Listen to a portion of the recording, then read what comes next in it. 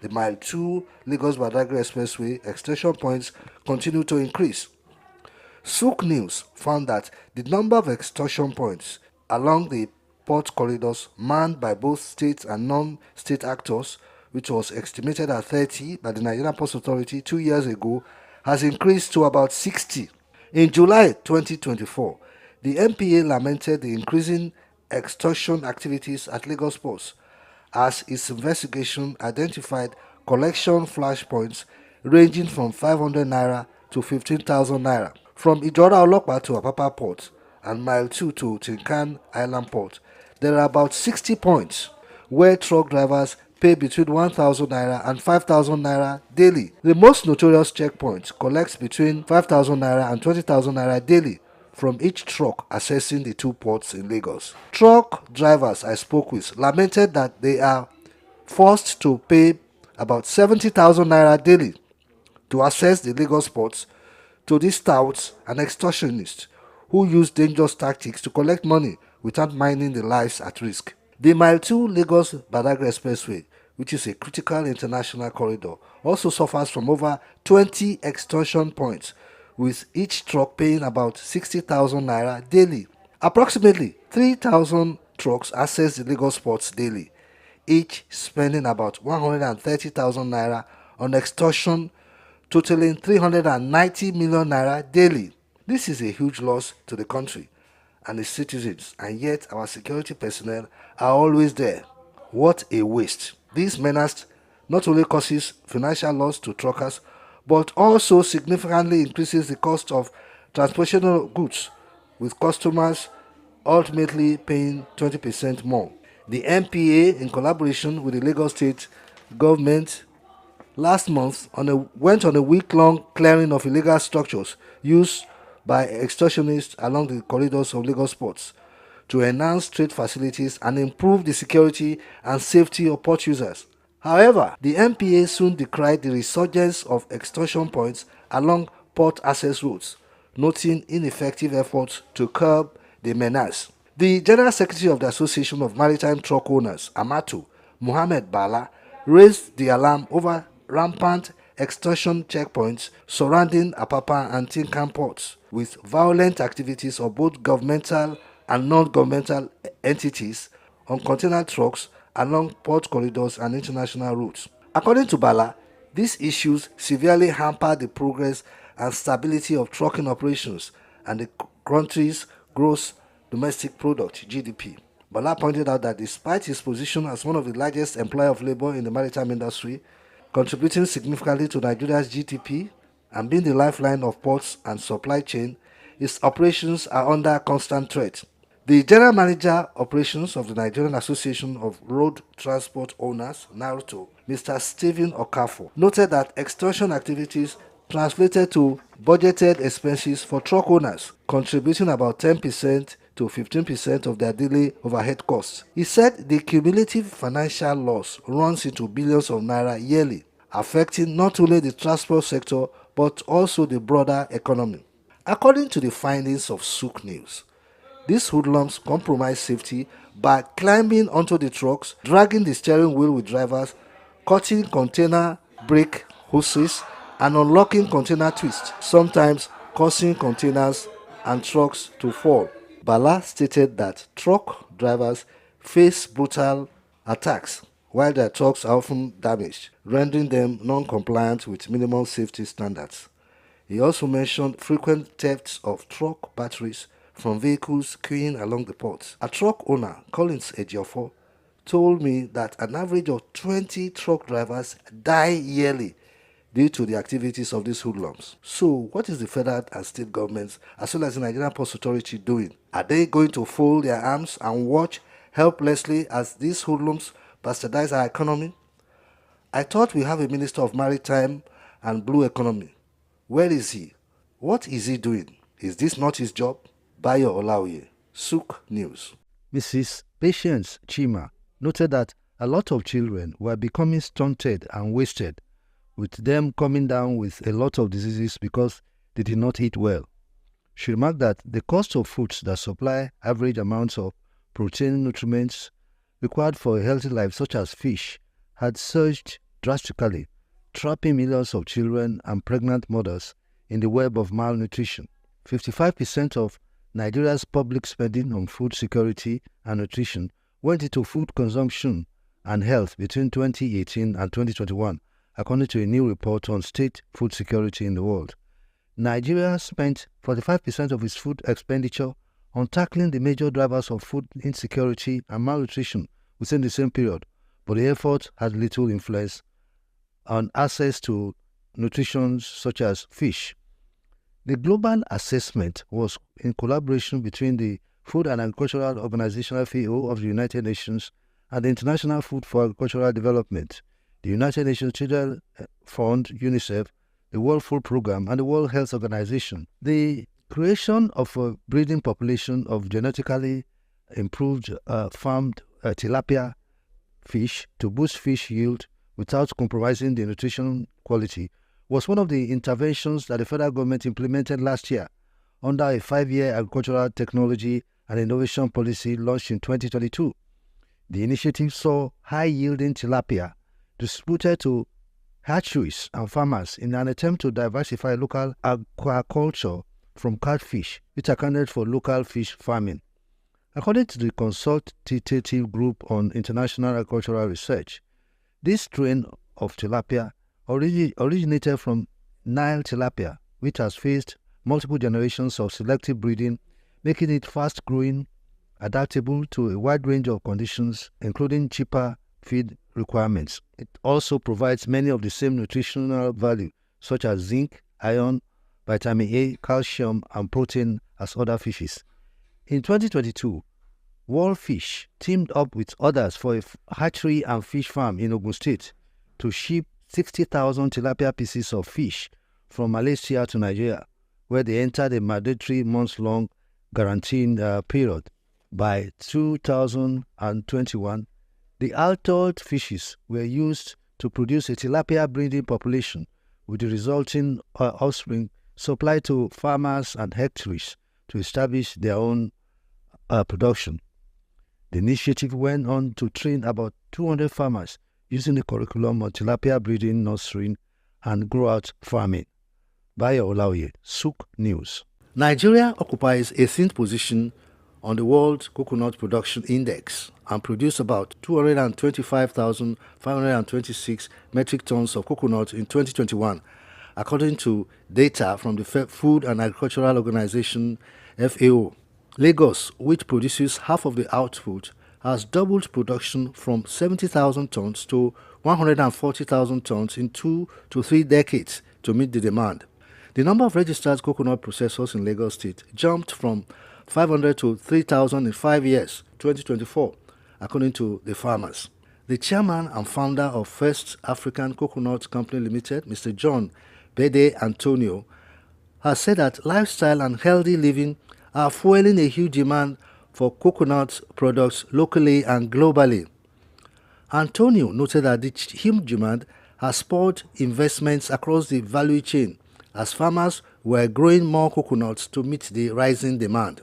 He added that Lagos State was also promoting support in the form of seedlings and training of new entrants of farmers. Coconut farmers were now replacing old trees with hybrid seedlings that brought fruits quicker.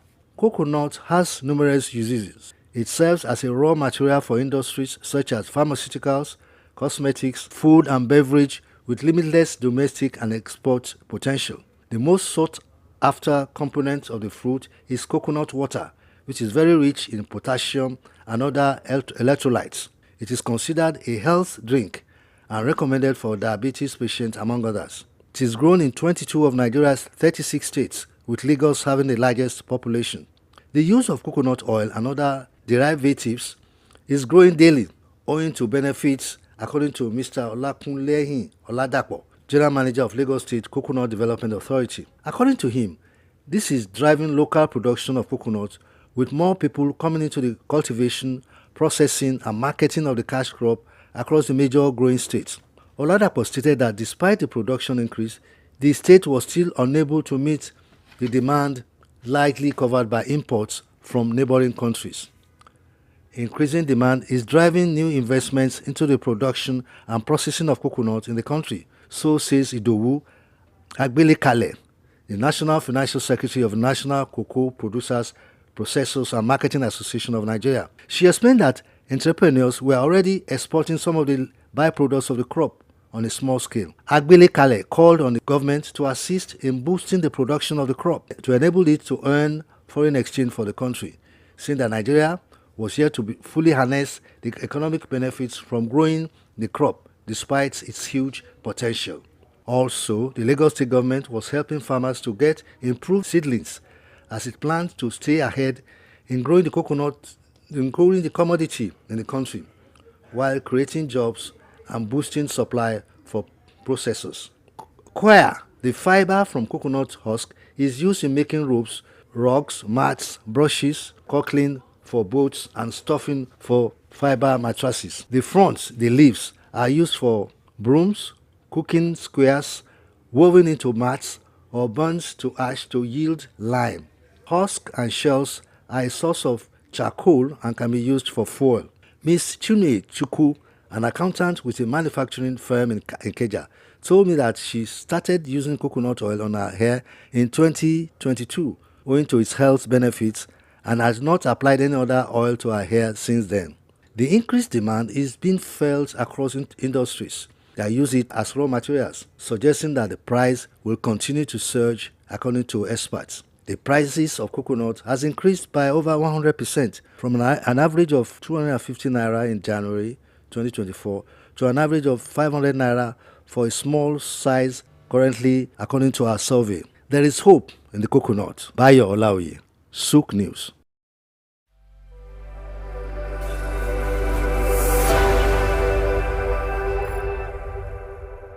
It was a gathering of old students of King's College, Lagos, and the present final year students of the same school.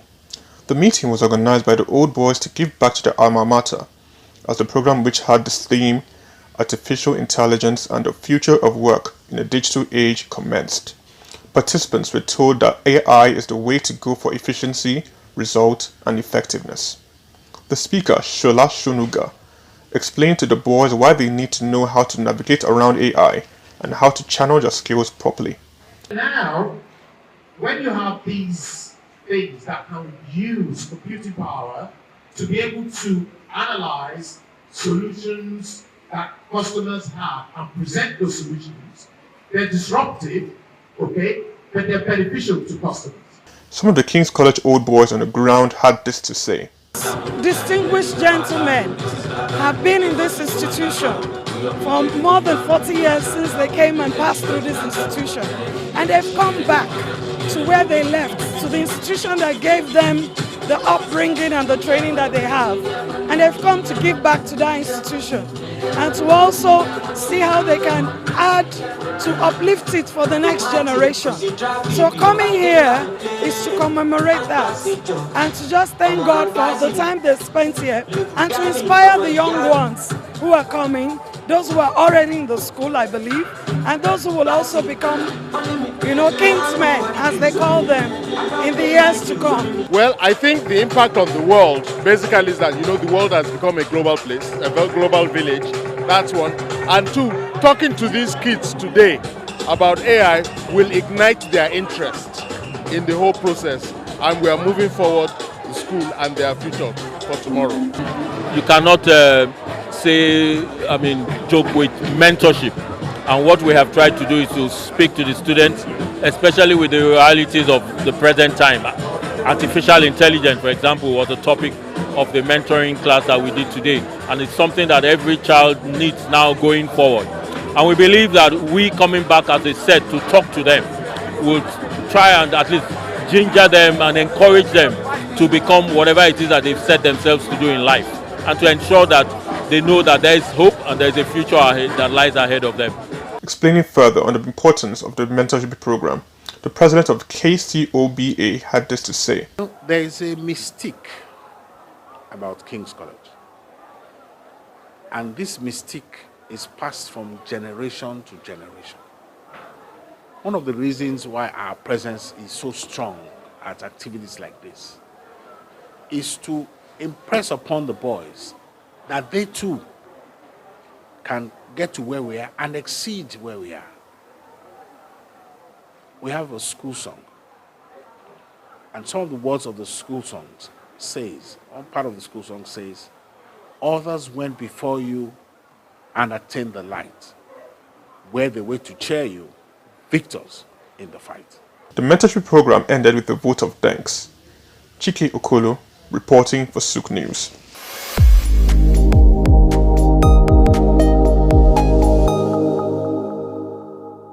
At independence in 1960, Nigeria's economy was predominantly agrarian, with agriculture serving as the main source of foreign exchange, even though oil had been discovered in the 1950s.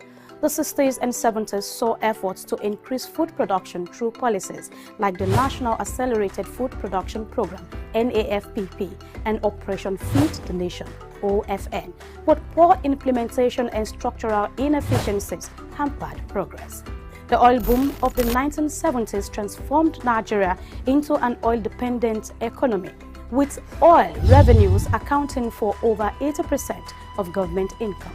While this led to increased government spending on infrastructure, it also caused the neglect of agriculture and other non-oil sectors. The resulting over-reliance on oil made Nigeria vulnerable to global oil price fluctuations. In the early 80s, oil price collapse triggered an economic downturn. To address this, the Structural Adjustment Program SOUQ was introduced in 1986, focusing on market-oriented reforms such as deregulating prices and encouraging exports. However, while SOUQ stabilized certain aspects of the economy, it led to inflation, reduced social spending, and increased poverty, especially in rural areas. Nigeria has never been short of policies, from independence. Each successive government have always been coming up with policies that is aimed at the economic development of the country. But what I would say is lacking is the willpower to see through some of these policies.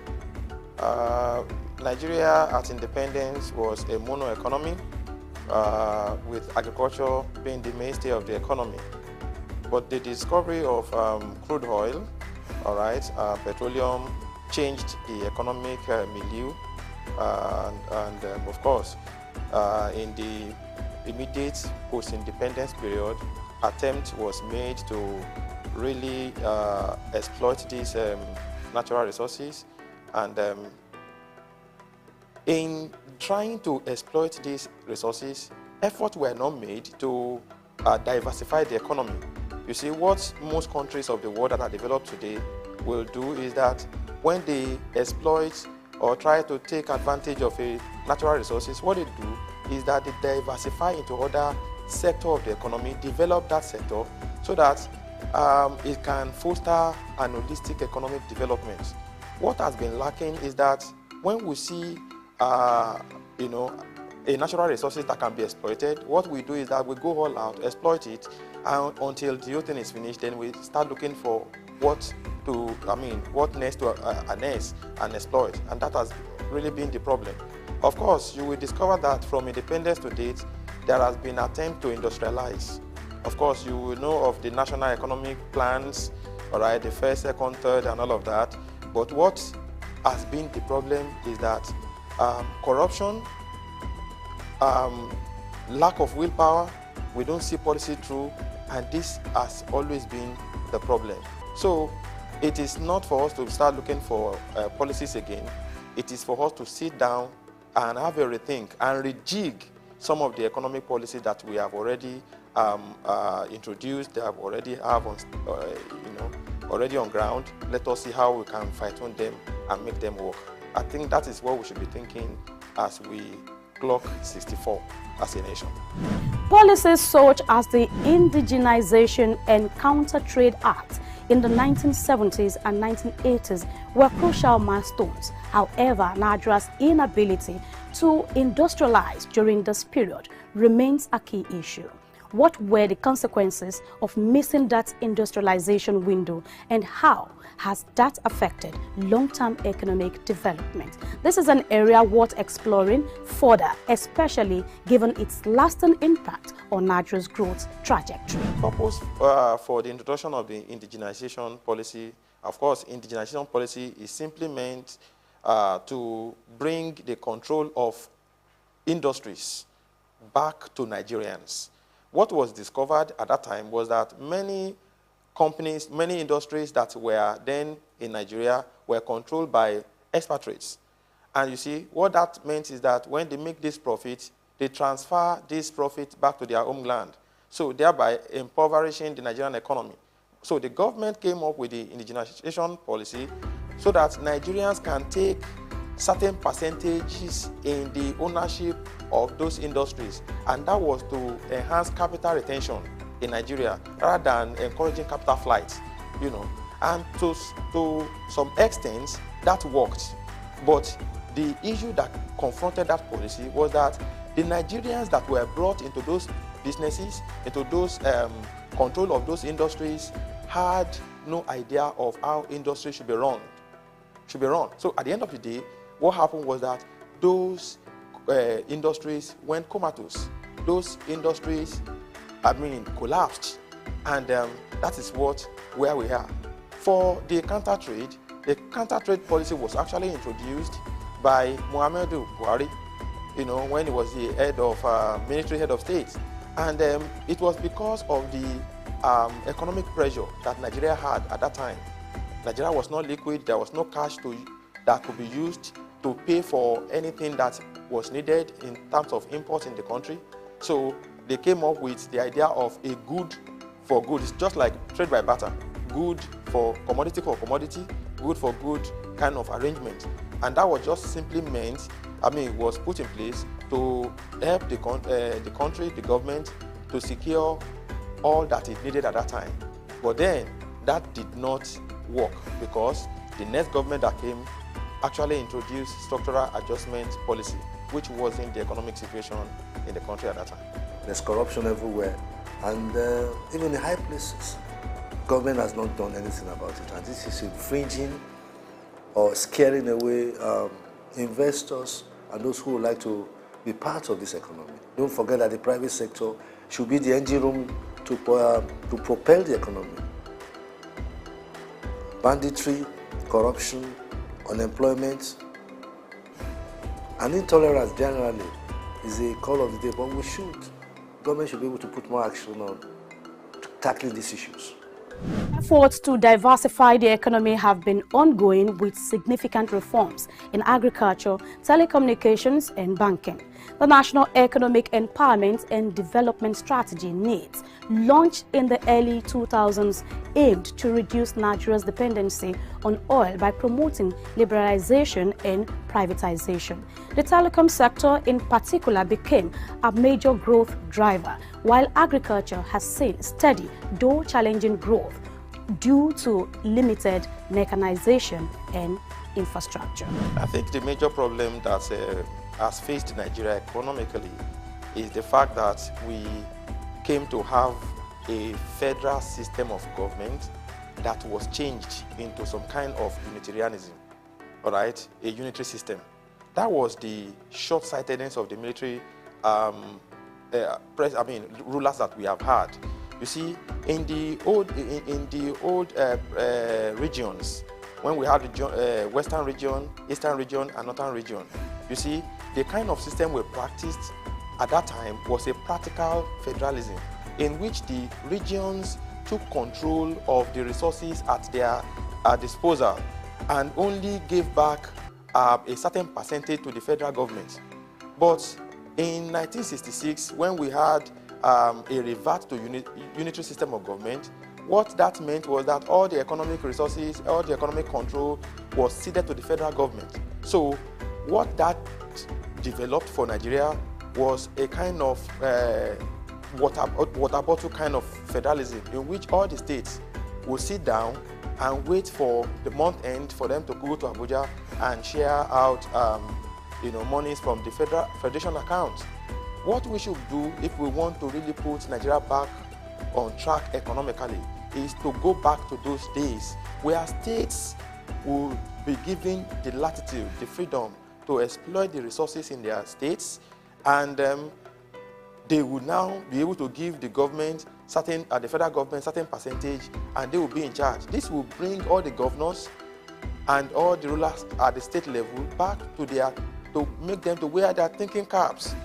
The kind of system we have in which a governor will just be waiting for the month to come to an end, for them to go to Abuja and share from the federation account. I don't think that is the kind of the kind of political situation or economic arrangements that we should have. I think we should have a rethink as far as that system is concerned. The 2017 Economic Recovery and Growth Plan, ERGP, focused on diversifying the economy with an emphasis on agriculture, manufacturing, and solid minerals. By 2021, the economy saw a GDP growth of 3.6%, driven by non-oil sectors such as agriculture and services, signaling some recovery. However, despite this progress, the 2020 COVID-19 pandemic had caused a recession, and challenges remain in fully stabilizing the economy. We are seeing impressive results in the area of mining, in the area of non-oil exports, non-oil activities. Jakuta's iron and steel is coming in. As agriculture is being given some boosts, both locally and internationally. Tourism is also there. I think we'll depend less on oil as time goes on. Government is putting into motion the infrastructure and the will to drive the economy forward. So I think other sectors, apart from oil, will boom, and hopefully. Despite these efforts, Nigeria still faces major economic challenges, including high unemployment, low human capital development, and heavy reliance on oil revenues. Recent reforms under President Bola Tinubu aims to address these issues. Notable measures include the removal of fuel subsidy, the unification of exchange rates, and the promotion of the compressed natural gas (CNG) initiative. These reforms seek to reduce fiscal pressure and encourage investment, but have also led to inflation and increased living costs in the short term. I think the government meant well. If you look at the campaign agenda of all the presidential candidates in the last election, all of them came up with the idea of that they were going to cancel subsidy and all of that. But what I think is that the government was too proactive. I mean, could have settled down to really look at the numbers, look at the figures, and I mean, give Nigerians, timelines for them to adjust. The abrupt way in which the government or Mr. President announced that subsidy removal was the only problem I have. But you see, where we are is that we are still in the period of pains. I believe that we will get out of that and begin to enjoy the dividends of the painful period that we are currently passing through. CNG program definitely is a welcome development, but it's going to take a lot of time for that to really take foot. Nigeria is still an economy that will, for the foreseeable future, will continue to depend on petroleum products. What we should be doing while trying to see how we can exploit the CNG option is to continue to look for avenue to make the prices of this very, very important product for Nigerians to come down. It is in that situation that we can really find the rest of mind for us to exploit that option very well. If you ask me, we should not jettison petroleum for now. Everything boils down to leadership. Everything boils down to leadership and the need for government to be honest, to be accountable, and not use propaganda to sell itself. Government cannot be self-anointing or self-opinionated. Government must be able to tolerate opposition. And I think that has not happened. Government has been very repressive on the media, which is The media is to check the society, check everybody, but this government has been tolerant of the media commenting on issues and putting forward their views. While recent reforms have shown promise, their long-term success depends on addressing deep-rooted issues such as corruption, policy inconsistency, and inadequate infrastructure. As Nigeria reflects on over 6 decades of independence, these challenges serve as a reminder that true economic progress will require sustainable effort to overcome structural barriers and create a more resilient, diversified economy for future generations. Grace Komalafe, SOUQ News Television.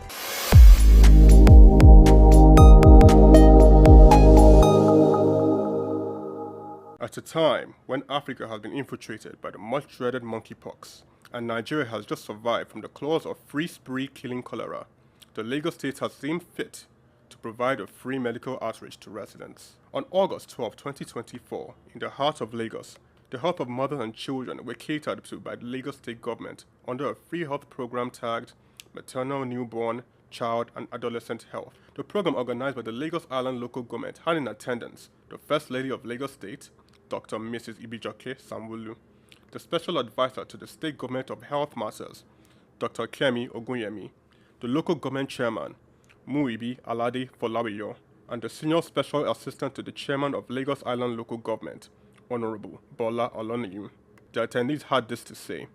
So we've got family planning, we've got free antenatal, as most of you are aware, free antenatal for all our pregnant women up until when they have their children, whether by cesarean section or by normal delivery. One other thing is that we're also pushing our health insurance. We're trying to encourage our mothers and the general public at large to take up the Ilera Eco health insurance so that they can actually get access, which is very important, to quality care from our primary health care facilities before they are referred, if need be, to the secondary or tertiary. I'm deeply happy, and you can see the people of this local government was happy. You can see how they troop out in numbers, and at the same time the women and the children are all here. You can see the kind of enthusiasm that people put in. It's a very good thing, and I believe that people sees good in what we are doing today, and by the grace of God, especially the area of vitamin A for the young ones. The MNCAH program provided free medication, food and health care for the children and the mothers of Lagos Island community. Tests were conducted for HIV, tuberculosis, and cholera, among others. The head of nurse at the Lagos Island local government, Oham Antonia, explained the importance of the care for mothers and their babies. It's about nutrition, the kind of food to give to their children, even the kind of food pregnant women take when they are pregnant. And it must be what we have in the community, the food we can afford. So that is why we display all the foods that we have, especially what we can afford in our community. Healthcare generally being expensive and difficult to come by for the average Nigerian was provided for free. It was a statement that Nigeria has the ability and the backing to provide for its citizens and its future. The event, hosted by Her Excellency Dr. Mrs. Ibijoke Sanwo-Olu, who later arrived at the event. However, the healthcare of mothers and children wasn't the only consideration, as men were present for x-rays and healthcare products on ground. Chike H. Okolo, reporting for SOUQ News. Education, a transformative force that empowers individuals, ignites people's curiosity and fosters critical thinking, as well as cultivating compassionate citizens, has attained global observation due to its immeasurable impact. Education opens doors to opportunities, inspire dreams, and help shape a better world. Yet, in conflict zone, education is under attack, depriving vulnerable groups such as girls, migrants, refugees, and people with disability of their fundamental right to learn. The United Nations recognized these critical issues, declaring September 9th as the International Day for the Protection of Education under Attack, highlighting the devastating impact of war on students and teachers. From 2013 to 2017, Over 12,700 attacks on schools were recorded globally, endangering more than 21,000 students and educators. Countries like the Democratic Republic of Congo, Israel, Palestine, Nigeria, and Yemen have seen their educational institution become target, with over 1,000 attacks on schools during this period. This attack disrupts learning, cause physical and psychological harm, and creates opportunities for recruitment into armed forces, sexual violence, and displacement.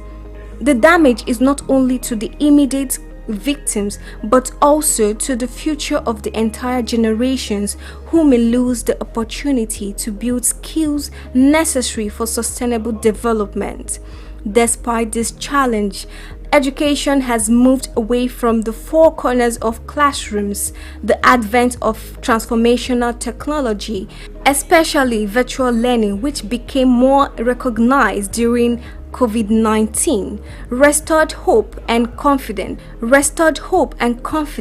to the life of those who are eager and passionate about learning.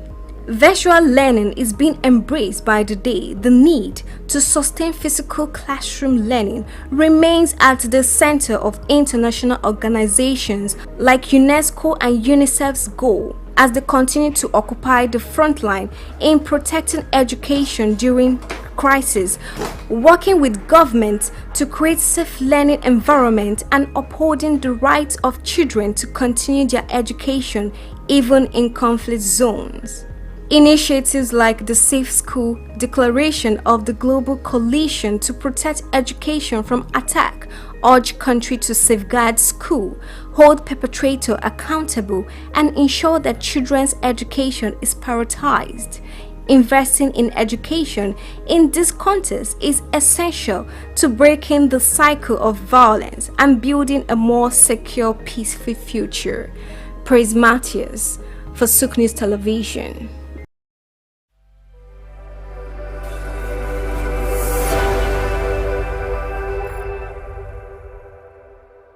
With 68 million cases of malaria reported annually in the country, an estimated 194,000 deaths are responsible for about 30% of the global burden of the disease. In today's news talk, we look at the necessity to rethink the programs of government on how to eliminate malaria in Nigeria and the whole of Africa. When a country carries this kind of burden, it is imperative for that country to acknowledge and indeed reject such an unviable record. And this can only be achieved through focused and sustainable actions that will ultimately bring the frightening statistics down. Shareholders have attributed the country's failure to tame the scourge to sufficient funds and commitment of government. If Nigerians can easily recollect any program designed to confront malaria, they will want to at least remember the African Summit on Rollback Malaria in Abuja, popularly known as Abuja Declaration Rollback Malaria Program, launched with fanfare in 2000. 24 years after, we hardly hear of the initiative, despite some successes that it has recorded, especially by the way of funding, both for domestic sources and international donors. It has gone the way of many other government agencies and initiatives in other sectors. As the saying goes, you cannot be doing the same thing the same way and accept a different result.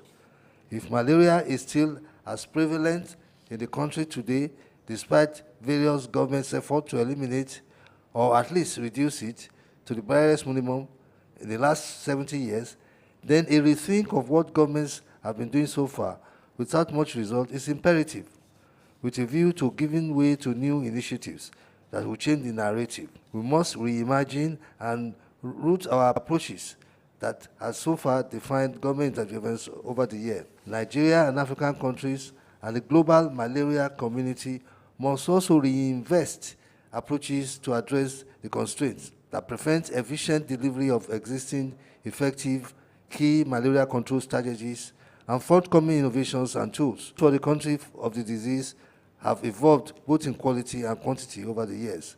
Aside from imagining and reinventing approaches to fighting malaria, we must accept the simple fact that malaria is a multi-sectoral problem rather than merely seen as a health issue. As far as the saying goes, prevention is better than cure. In this wise, we must tackle malaria from the very source. Drainages must continue to flow to prevent water from being stagnant, so mosquitoes will take advantage of the stagnant waters. There must be collaboration among the various ministries of health and environment. Contributory factors such as inappropriate dropping of garbage must be checked to prevent blockage of drainages. This implies that environmental laws must be strictly enforced among several factors. It must also dawn on African leaders that malaria is basically an African problem, and research efforts on it must be intensified in the region in the quest to change the narrative. There is nothing wrong in Nigeria taking the lead in this regard, but the government must be ready to fund the efforts. The government must be ready to intensify enlightenment programs on prevention rather than cure of the disease. Failure to meet the financial stipulations of the Abuja summit by many countries has to give way to improved funding if Africans are to witness a drastic reduction in deaths caused by malaria. My name is Bayo Olaoye.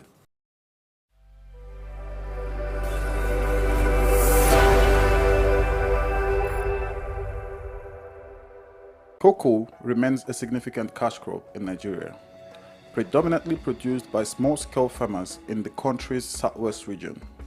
Historically, cocoa served as a major source of foreign earnings until the 1970s, when the discovery of petroleum shifted the focus away from agriculture. Despite various challenges from its introduction in 1807 to the present, efforts by successive governments and the resilience of cocoa farmers have sustained its production.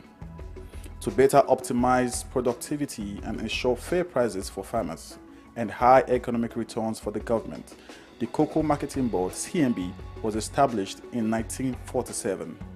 However, the goal was not totally achieved as pricing policy weren't favorable, discouraging farmers from producing export crops, and that eventually led to the board's abolition in 1986. This resulted in reduced yields and lower quality cocoa beans. Meanwhile, the millennium era witnessed a shift in farmers' focus towards more economically viable crops like oil palm due to the high cost and intensive care required for cocoa production. Cocoa production faces several obstacles, including limited access to fertilizers, unfavorable climate conditions, pest infestation, poor infrastructure, and land shortages. Also, herders' attacks on farmers have deterred farmers from expanding their farmlands. According to research, despite challenges, cocoa production has empowered many farmers and more stakeholders in the value chain, improving their living standards, enabling them to provide education for their children, cover medical expenses, and build better homes. Concerning the future of cocoa farming in Nigeria, there are mixed opinions among farmers. Some are hopeful that government reinvestment and addressing current challenges can revive the sector's past success. Others are pessimistic due to the persistent issues and the trend of farmers shifting to other crops. Regardless, hope remains for the sector. Solutions like improving land-labor relations, infrastructure, and financial support could revitalize cocoa production, reduce out migration, stabilize prices, and enhance value chain development, ultimately securing a brighter future for Nigerian cocoa farming and its stakeholders. Ojai Michael, reporting for SOUQ News. Cashew nuts, ranked among Ivory Coast top cash crops, play a crucial role in the country's economy, generating substantial revenue and supporting livelihoods across the country. As the world's leading exporter of raw cashew nuts, Ivory Coast contributes an estimated $800 million annually to its economy and also serves as a vital source of income for over 410,000 families, particularly in rural areas where few other opportunities exist. Cashew trees flourish in Ivory Coast northern regions, including Bondukau and Savannah, known for its high-quality nuts and extensive plantations, just as Worondogu and Bagwe in the North Central and Northwest are also emerging as key producers. These regions not only drive Ivory Coast cashew production, but also support local livelihoods and economic growth. However, the country with over 29 million citizens is yet to fully realize the potential of its cashew industry. Despite being the top producer, the country processes only 7% of its cashew domestically, resulting in lost opportunities for value addition and job creation. Specifically, a recent data reveals that only 22% of the country's cashew nut output was processed domestically in 2023, even as the volatility of global cashew prices poses risks to farmers' income and overall economic stability. Concerns also arise regarding labor practices in some cashew farms and the environmental impact of deforestation for new plantations. To address these challenges and maximize the benefit of its cashew industry, Ivory Coast must focus on key strategies moving forward. These include investing in local processing facilities to boost job creation, export value, and farmers' incomes. Furthermore, the Ivorian government body overseeing the cashew sector, ARECA, must promote fair trade practices and ethical sourcing to ensure better prices for farmers and improve working conditions. Sustainable farming practices will also help to protect the environment and ensure long-term cashew production. According to a recommendation made at a workshop organized by the World Bank, tax exemptions and access to credit facilities will help to tackle some of these challenges. Furthermore, the private sector can also invest in research to develop high-yielding cashew varieties, improve processing techniques, explore new cashew products, as well as develop and implement digital platforms that connect farmers to market in order to facilitate financial transactions.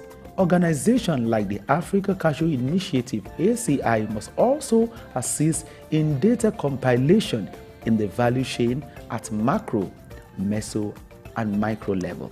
By addressing this and harnessing its cashew potential, the country can further enhance its economy and build a more sustainable future for its citizens. Israel Adeyemi, reporting for SOUQ News.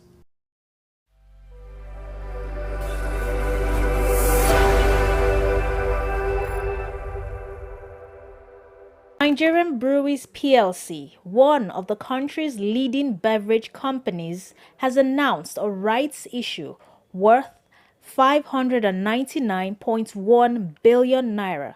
The company unveiled the details of the offering at a presentation held at the Nigerian Exchange Limited on Tuesday. The event started with a brief introduction from the CEO of Nigerian Exchange Limited, Jude Chiemeka. You are aware Nigerian Exchange Limited is a member of the World Federation of Exchanges. We are also a member of the African Securities Exchanges in African Securities Exchanges Association, which allows us to draw across different markets in Africa. So we really thank you for taking the time to be with us here, and we believe that we'll get to hear from Nigerian breweries all the very details regarding their rights issue. My take is that the ongoing rights issue will enable the company to return to long-term profitability and sustainable value creation for shareholders. Sustainability and compliance are at the heart of the business. Relationship with the Nigerian Stock Exchange. The second part of the presentation will be more around the financials and why we are where we are today. It's comforting to know we're not the only ones, but still some of the numbers that you'll be presented with are quite mind-blowing. So we're hoping also for a way through this very difficult period. The Chief Financial Officer, Ben Boer, got right into the facts behind the rights issue. He gave a presentation on the operating performance of Nigerian Breweries PLC, emphasizing the strong operating performance from 2019 to the first half of 2024. Furthermore, he explained that the rights issue, which is expected to be completed by October 11, 2024, will see the company offer 22.6 billion ordinary shares at a price of 26 naira 50 kobo per share. Existing shareholders will have the opportunity to purchase new shares in proportion to their current holdings. Highlights that it's not just about the increase in prices, but the whys of the rights issue was presented by the company secretary of Nigerian Breweries PLC, Uwaboy Agbegbaku. He also spoke on the rationale and impacts of the rights issue. According to him, the proceeds from the rights issue will be primarily used to reduce the company's foreign exchange liabilities and local debts. The company has been grappling with significant foreign exchange losses due to the devaluation of the naira. He also spoke about the credible parties to the issue. The innovation that we see in this market, if you listen to the MD, when at a point in time in this country there was a ban on the importation of malted barley, we, with the support of our parent company Heineken, were able to come up with a local alternative that today has become a major raw material for producing beer in Nigeria, right? So when you put all of this together, you then also see that the market leadership you are talking of it will always be there. Now, in terms of the financials, this is exactly what we are trying to do. It's to repair the balance sheet.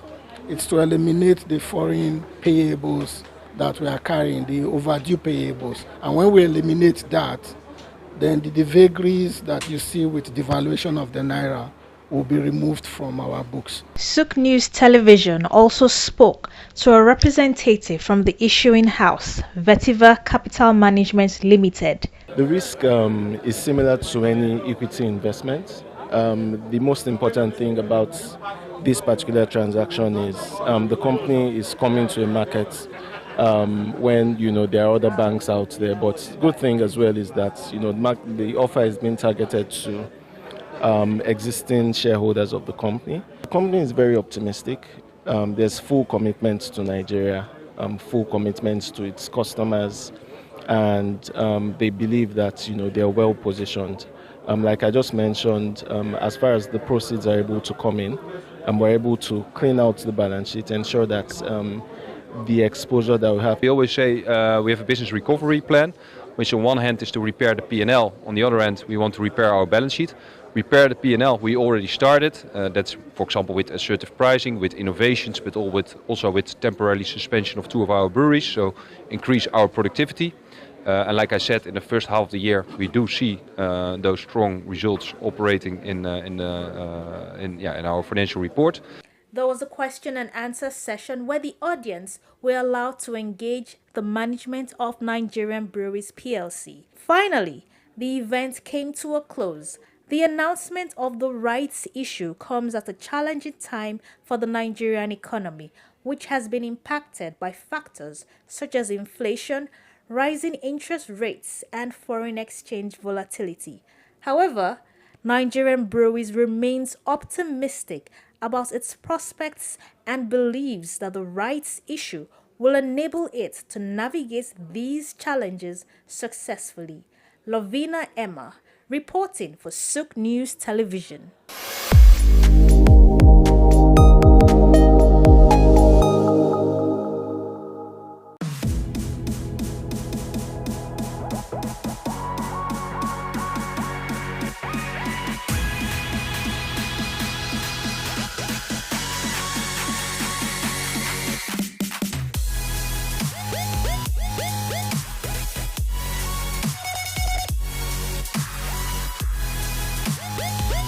I do like to be with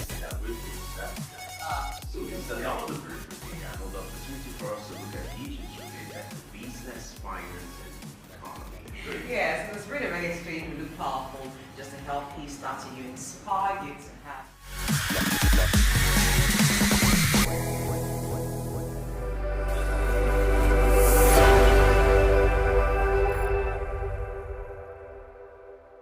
The rise and fall of Nigeria Airways is a story steeped in mismanagement and missed opportunities. Established in 1958, Nigeria Airways, the national carrier, initially soared as a symbol of national pride. However, a series of missteps led to its unfortunate demise. In 2008, financial mismanagement became its Achilles heel. The airline became bloated with an oversized workforce, hemorrhaging money on profitable routes while neglecting crucial safety maintenance. These issues stemmed from a lack of transparency and accountability. The government, as the majority owner, failed to implement proper checks and balances, allowing mismanagement to foster. Weak regulatory oversight likely played a part as well, with instances of impounded aircraft due to unpaid debts and safety concerns raised by international bodies. Ultimately, the crippling debt burden proved unsurmountable, forcing Nigeria Airways to cease operations, revealing a void and a valuable lesson for the future. This lack of transparency and accountability isn't unique to state-owned airlines. Several privately owned airlines have also suffered the same fate. Effective corporate governance, including robust financial management and adherence to safety regulations, is essential for any airline to succeed. The broader lesson here is the critical role of corporate governance in the aviation industry. Effective management, robust financial strategies, supportive economic policies, and modern infrastructure are crucial for the growth and success of airlines. Addressing these challenges requires a concerted effort from both the government and the private sector to foster a conducive environment for aviation to thrive. Corporate governance is a multifaceted discipline that encompasses a wide range of processes, customs, policies, laws, and institutions that influence how a corporation is directed, administered, and controlled. The primary goal of corporate governance is to enhance economic efficiency with a strong focus on maximizing shareholders' welfare. Effective corporate governance has been linked to improved organizational performance, a fact supported by numerous studies. For airlines, factors such as board compositions, management practices, and regulating compliance significantly impact performance and operational efficiency, and customer satisfaction are paramount. Robust corporate governance ensures that airlines operate transparently, ethically, and in alignment with both regulatory standards and stakeholder expectations. This is crucial for maintaining public trust, ensuring operational sustainability, and achieving long-term profitability. Across the Atlantic, one airline consistently ranks among the world's most profitable: Delta Airlines. What propels this country to such heights? The answer lies in its unwavering commitment to strong corporate governance. Delta's governance structure is robust, featuring a strong independent board of directors. This board comprises individuals with diverse backgrounds, skills, and experiences, ensuring a wide range of perspectives in decision-making processes.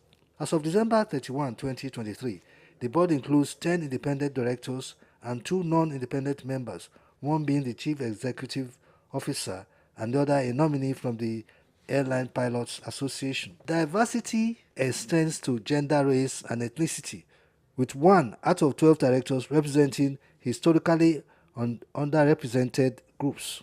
Key committees including audit, corporate governance, personnel and compensation, safety and security, and finance play critical roles in overseeing various aspects of operations and governance.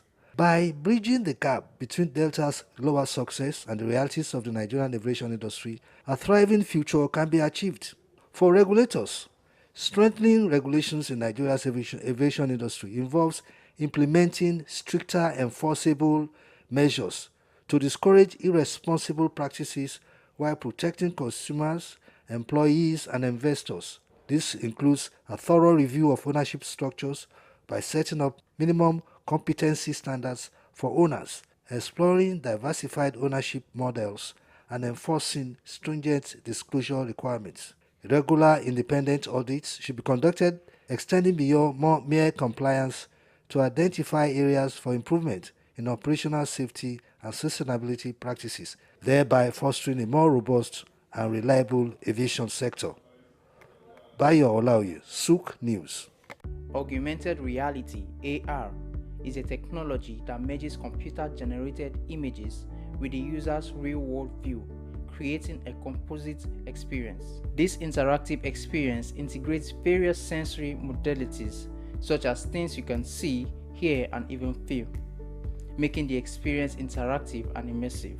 In recent years, the emergence of this transformative technology has seamlessly integrated digital and physical realms. This groundbreaking innovation relies on specialized hardware like smartphones and smart glasses equipped with cameras and sensors, AR software, and Apple's AR Kit and Google's AR Core. Then creates immersive experiences by overlaying virtual content onto the user's real-world environment. AR software such as Apple's AR Kit and Google's AR Core then creates immersive experiences by overlaying virtual content onto the user's real-world environment. AR's applications span diverse industries from gaming to education, healthcare, retail, and manufacturing.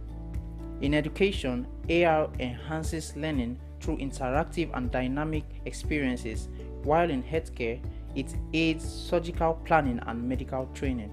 Retail experiences are transformed as AR enables customers to virtually try on products and visualize furniture in their homes.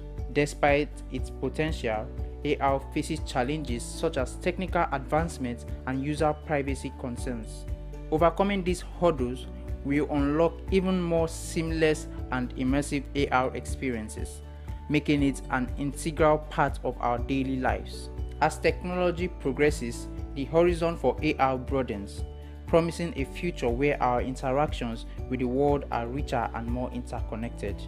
Augmented reality is not just a trend, it's a revolution shaping the way we live, learn, and work.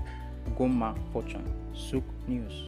The institute said that the ambassadors are to assist in promoting professional standards to achieve the building of public trust in insurance. They do this by communicating with local businesses, advocating the importance of professional qualifications, and sharing best practice to influence sector frameworks. The ambassadors appointed in Africa are Fumi Babintin-Ashaye from Nigeria, Asante Mafo Ahenkofa, chartered insurance broker from Ghana, and Gigi Chen of China, among others. Babintin-Ashaye, a chartered insurance broker, was the former managing director, chief executive officer of Cornerstone Insurance PLC and Nikon Insurance PLC. She is an alumni of Lagos Business School and a fellow of the Chartered Insurance Institute of both Nigeria and the United Kingdom. In addition, she is also a fellow of Chartered Insurance Brokers and a fellow of the Institute of Directors of Nigeria, with a master's in entrepreneurship from Massachusetts Institute of Technology, MIT, in the United States of America. In 2017, she became president, chairman of council of the Chartered Insurance Institute of Nigeria, the premier insurance body responsible for promoting skills development and professional conduct among members engaged in the industry. This reinforced her position as a thought leader in the insurance sector of the country. She equally serves on the council of various professional bodies, including the Institute of Directors of Nigeria. Aside from her existing directorial responsibilities, Babintin-Ashaye has won notable awards, which includes the Top 50 Women in Insurance in Africa award, presented by African Insurance Organization, Lagos Female Entrepreneur of the Year 2022, among others. Bayo Olaoye, SOUQ News.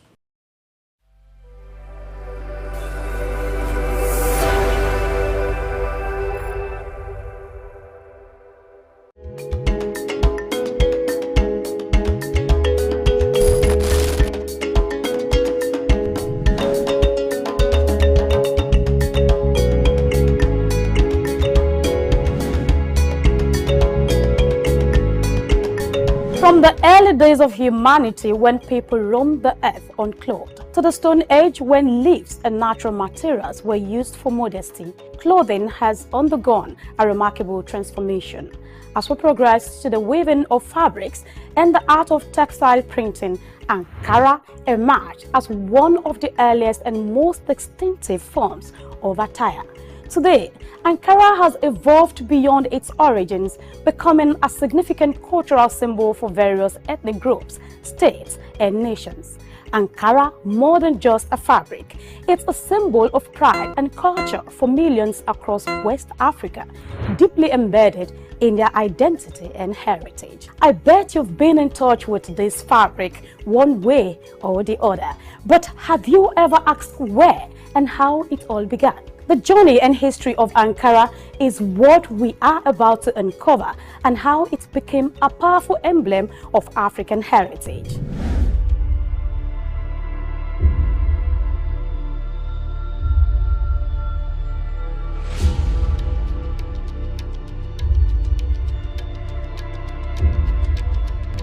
The story of Ankara begins not in Africa, but thousands of miles away in Indonesia, using the batik techniques.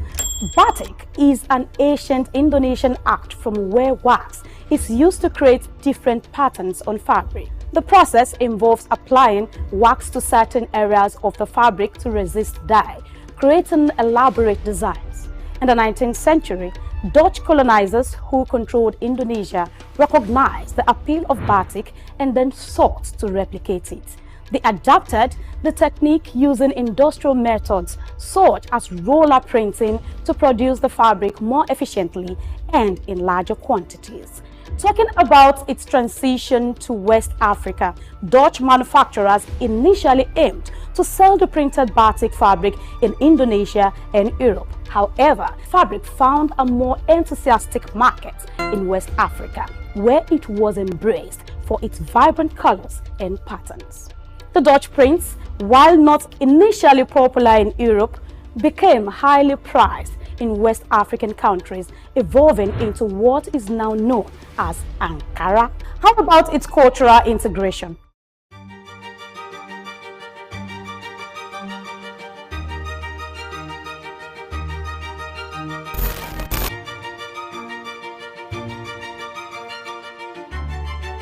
Well, the exact individual or company responsible for introducing batik to the African market is not well documented, but over time, Ankara became deeply integrated into West African culture, symbolizing various aspects of identity, status, and tradition.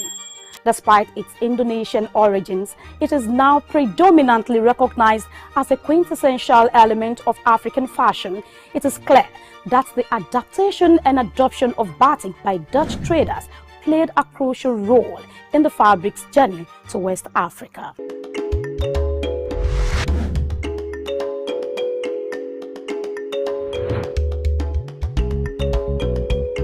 By the early 20th century, these vibrant fabrics had become deeply embedded in the West African culture, from bustling markets to family gatherings. Ankara was more than just clothing. It was a statement of identity, social status, and unity. Even today, Ankara continues to hold a special place in West African society, alongside other widely recognized fabrics, reflecting the region's rich textile heritage. Talking about human civilization and the remarkable transformation of covering our body, Ankara fabric stands out with a deep historical root. Let's take a look at some of the beautiful collections and hear from one of the biggest retailer in Balogun Market, Lagos Island. I deal in what you call it, Ankara fabrics. We have the bigger one, which is vegetable block wax.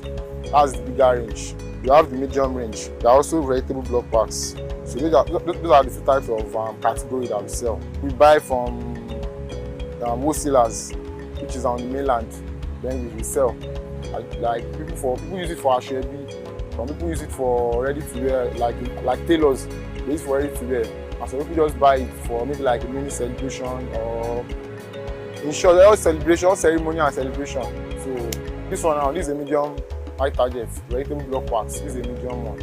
If you touch it, you see the texture. It's not that 100% cotton. So compared to this one is a big one. Yeah. So So when you touch it, you see the difference. This big one, this medium. This is big, this is medium. Yes. That's the difference. This has more quality than this. So that's the difference. And no, it's not that this one is bad. It's just that some people's pockets that will determine if you can go for big. Some don't like the medium one, so they go for this. They based on this. Why some that can't afford this, they just buy this. So the rest is just about design. Yes. The two types that you have in there. Yes. The rest is just about design, different designs. It's not.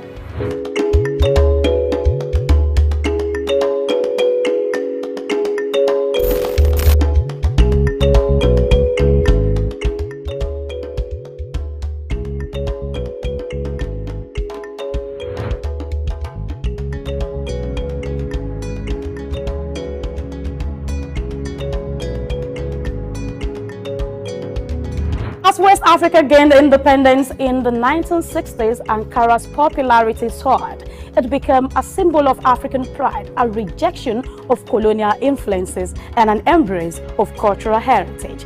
From everyday wear to high fashion, Ankara represented a new era of self-expression. We are playing with this machine. We have this time, so you can leave it for 5 minutes, you can leave it for 3 minutes, depends on how strong you want it to be.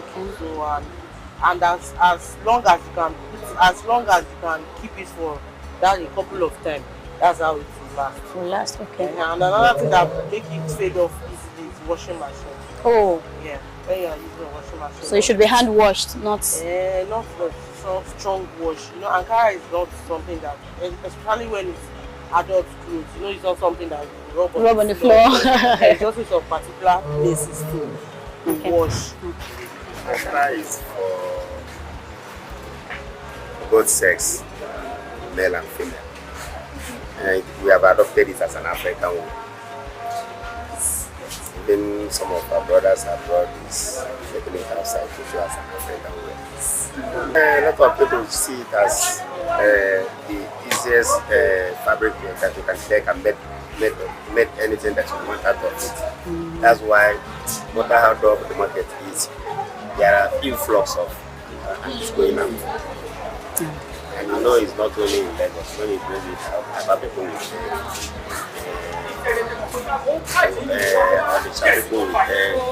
people with all sorts of places. So that is how it spread. So you'll be surprised that you are sitting down here, you will see design today, tomorrow you will not see it. So there are some trends in Ankara, there are some outfit that is like, well, you can't specify now because anybody can wear anything, but you see some colors that are too sharp. They say that it's outside color. Igbos like dull color, yellowish, and you know there are some like this one that is here now. It's an Igbo uniform. That's fragrance stuff. It's an Igbo uniform. If you see, go to. Okay. If you go to function, you see things like that. And if you go to market, it's a separate, and the price is different. It doesn't move like the others. Okay. So you have to buy with caution. Today, Ankara is not just a fabric, it's a global phenomenon, worn by millions. It graces runways from Lagos to Paris, New York to Tokyo. As a symbol of African pride and identity, Ankara continues to evolve, influencing fashion, art, and culture worldwide.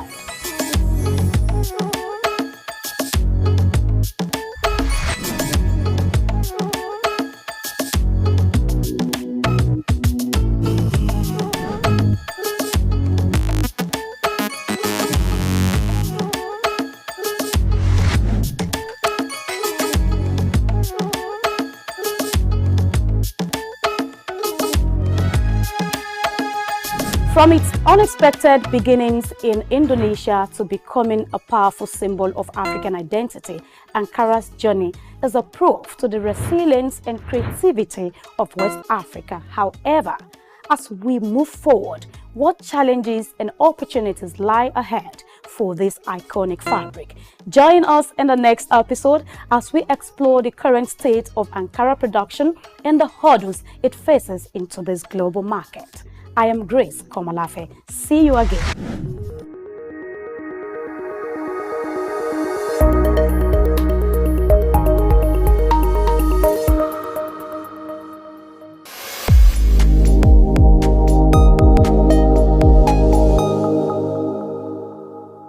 Lagos came alive with a dazzling fusion of music and fashion as the all-white group made its triumphant return for its 8th edition. Fashion designer A.O. Afrique chose the iconic Freedom Park for the event with the theme Groove Meets Fashion. People flocked to the park from outside the country and different walks of life, adorned in pristine white ensembles, creating a breathtaking visual spectacle. Person from Ghana na Ghanaian abi, person from Togo na Togolese abi, person from Zambia na wetin, person from Mali ko Malians ko Naira Mali ni. I am person from Holland na wetin, Hollandia you got. It was a radiant spectacle that transformed Freedom Park into a vibrant atmosphere of music, style, and culture. The event delivered an unforgettable experience for attendees.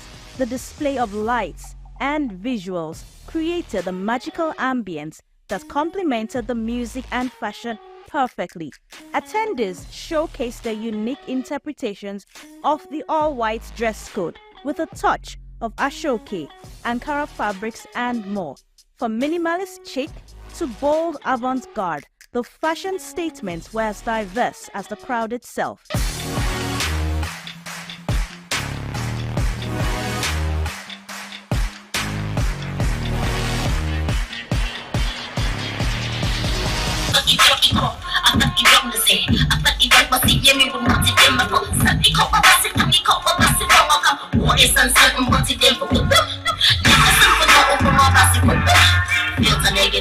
Pictures and the likes.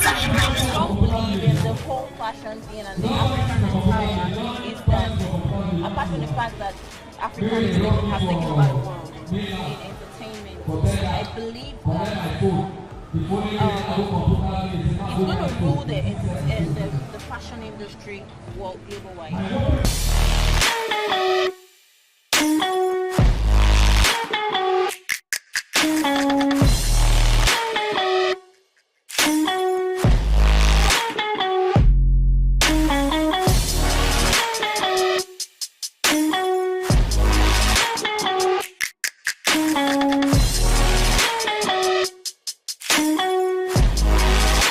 Beyond the music and fashion, the event also showcased A.O. Afrique's latest designs, a blend of Ashoke with a mixture of trendy Gen Z style and a variety of local brands. Pop-up shops and stalls offered attendees the opportunity to discover and purchase unique pieces in tie-and-dye and batik and Ankara fabrics. One of the things I tried to do for him, and he knows that, I'll buy his design and give it to people in the US to wear. And we don't cherish what we have. You go to a church, you go to a mall, and you are dressed up, and they come to you and say, look, where did you sell this? That's how we'll be marketing. And it's really a good success for him. And I know the story is this. I've been waiting for ya. I've been wanting, I've been praying for ya. Hey, where will you find me, my love? Don't be scared, baby, because I'm loyal. See, where will you come? Find me, baby, I'm not lost. I don't want to wait for long. I know they get waiting rumors later. I can show you no go. If you want to know, baby, you're lost. I don't want to wait for long. I know they get waiting rumors later. So good. This night has been a pleasant one. What has been the high point for you, and why? What do you think this night has been able to achieve that perhaps other editions of the all-white group did not attend to? To me, every moment is high. Every moment is a high point. You don't enjoy an event in 5 minutes. You see it or two, and then you can now finish. So I walked in, the beginning is good. I walked in, the models are good. That's fine. I will just say that the next edition, maybe we'll have more models. Maybe we'll have maybe we'll have some other designers come join in. So the runway will not be his own designs alone. We'll have other designers come. maybe maybe uh, we'll have something that we can bring in some international press to see what's good. So I think it will. Knowing Agbo is a crazy guy. Knowing him, I know he's going to sit down. He's going to call me like tomorrow and next and say, so, yeah, start writing. What do you think? And how do we do it? So next year, I hope to see a bigger, better, way of doing it. So to me, it keeps getting better every year.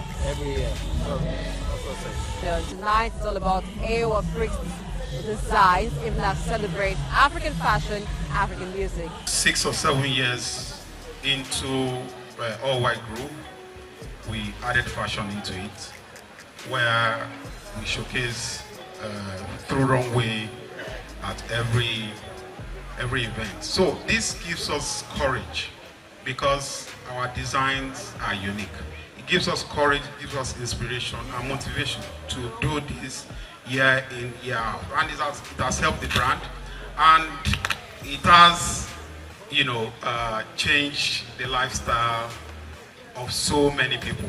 And I am happy to see that our designs are appreciated, welcome, and then turn into a dressing style of so many people.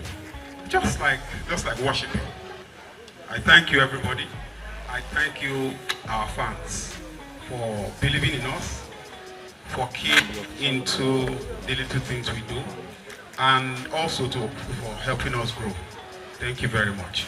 As the event drew to a close, Star Kids, one of the up and rising dance groups comprising children and teenagers, gave an energetic dance performance, with the crowd dancing to their favorite tunes. This created a sense of unity, and it was truly inspiring.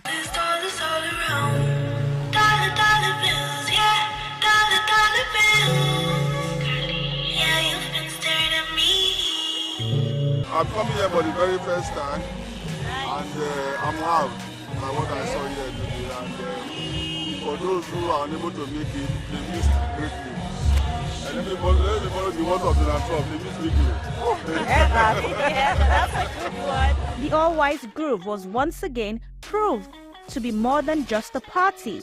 It was a cultural phenomenon that brought together people from all walks of life to celebrate music, fashion, and the vibrant spirit of Lagos.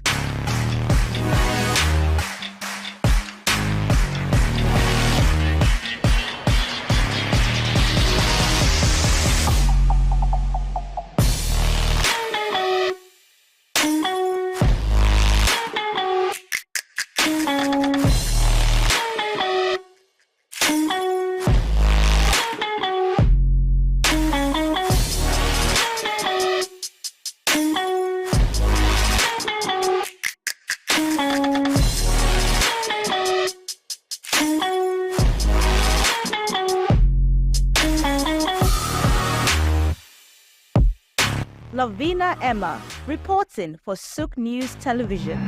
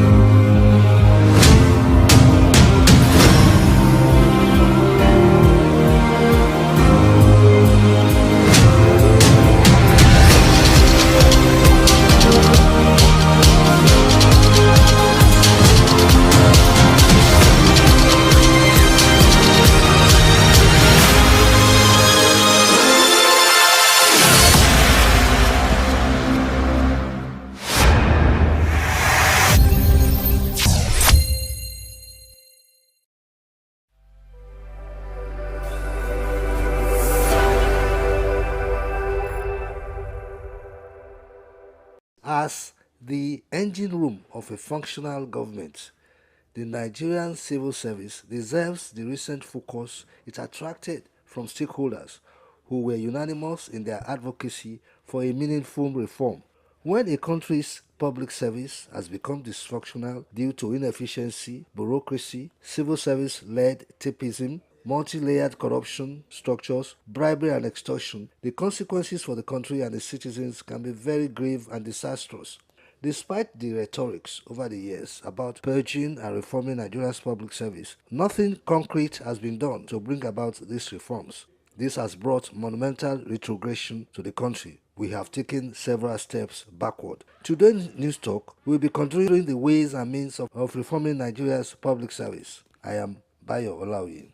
Prominent Nigerian stakeholders, including former President Olusegun Obasanjo, recently met to advocate the need to reform Nigeria's public service. They stressed that a sustainable and improved public service was urgently needed to achieve the much vaunted sustainable integral development of the country. The stakeholders highlighted the roles individuals across the country, especially political office holders, civil servants, lawmakers, and technocrats can play in positioning the country at the forefront of authentic development. Examining why a series of previous public service reforms in Nigeria failed or become counterproductive, the stakeholders emphasized the need to recognize the importance of technocrats in the public service, highlighting their roles in driving reforms and ensuring effective and efficient governance. Speaking at the occasion, former President Olusegun Obasanjo traced the problems affecting Nigeria's public service and the factors impeding the successful implementation of reforms. This included, among other things, a lack of continuity and inadequate training of public officials. According to Obasanjo, there were 5 principal elements in reforms, adding that the best thing for any reform would be the initiator, the owner,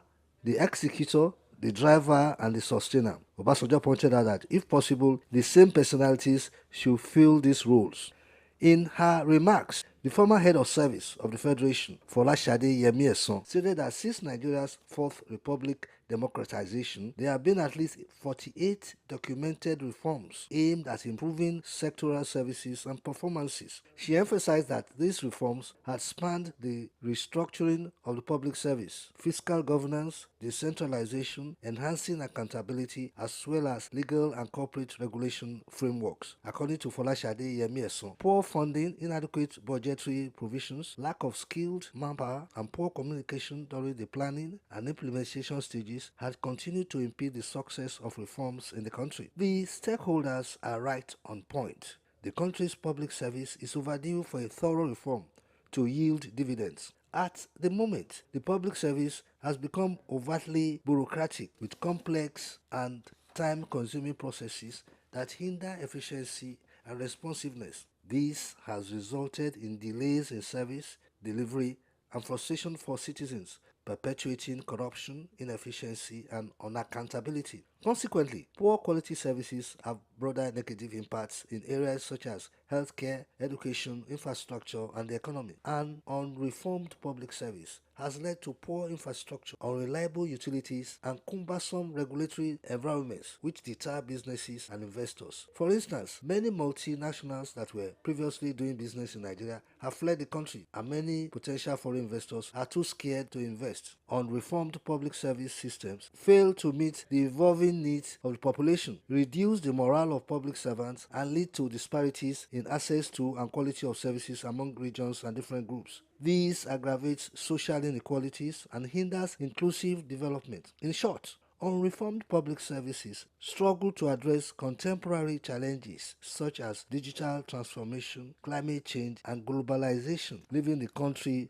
ill-prepared to cope with future demands and crises. However, it must be noted that public service reforms are not lacking in Nigeria. Since Nigeria's independence in 1960, many of such reforms have been initiated. For example, in 1970, General Yakubu Gowon's government set up the Udoji Commission to, among others, harmonize the structure and organization of the public service for the entire country. In 1975, General Murtala Mohammed inaugurated the Public Service Commission, disciplinary proceedings, and massively purged the civil service of those deemed unfit. In 1988, General Ibrahim Babangida initiated his own reforms. He constituted the Philips Civil Service Review Panel, which, according to the government, aimed at streamlining the public service along the lines of the presidential system of government. Under Sani Abacha's dictatorial military junta, the Alisin Ayida panel on civil service reforms undertook a reform of the public service. In fact, the reforms focused on addressing the root causes of inefficiency and lack of devotion to work in the service.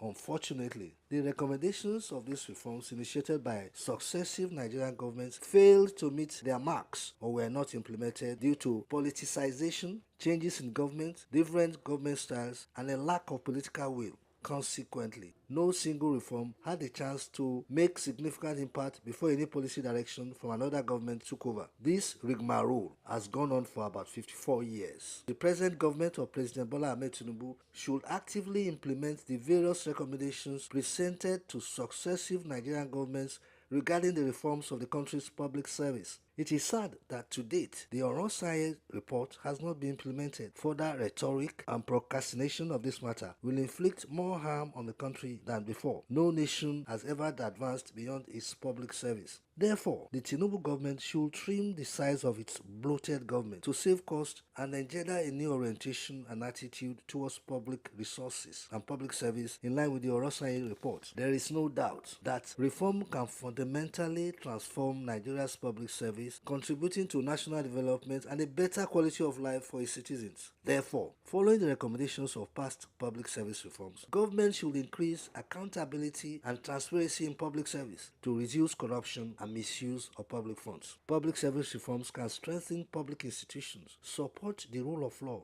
and democratic processes, and attract international investors seeking predictable and fair administrative processes. It can streamline processes and reduce bureaucratic red tape, leading to faster and more efficient service delivery. This can enhance productivity and ensure that public services meet the needs of citizens more effectively. I am Bayo Olaoye.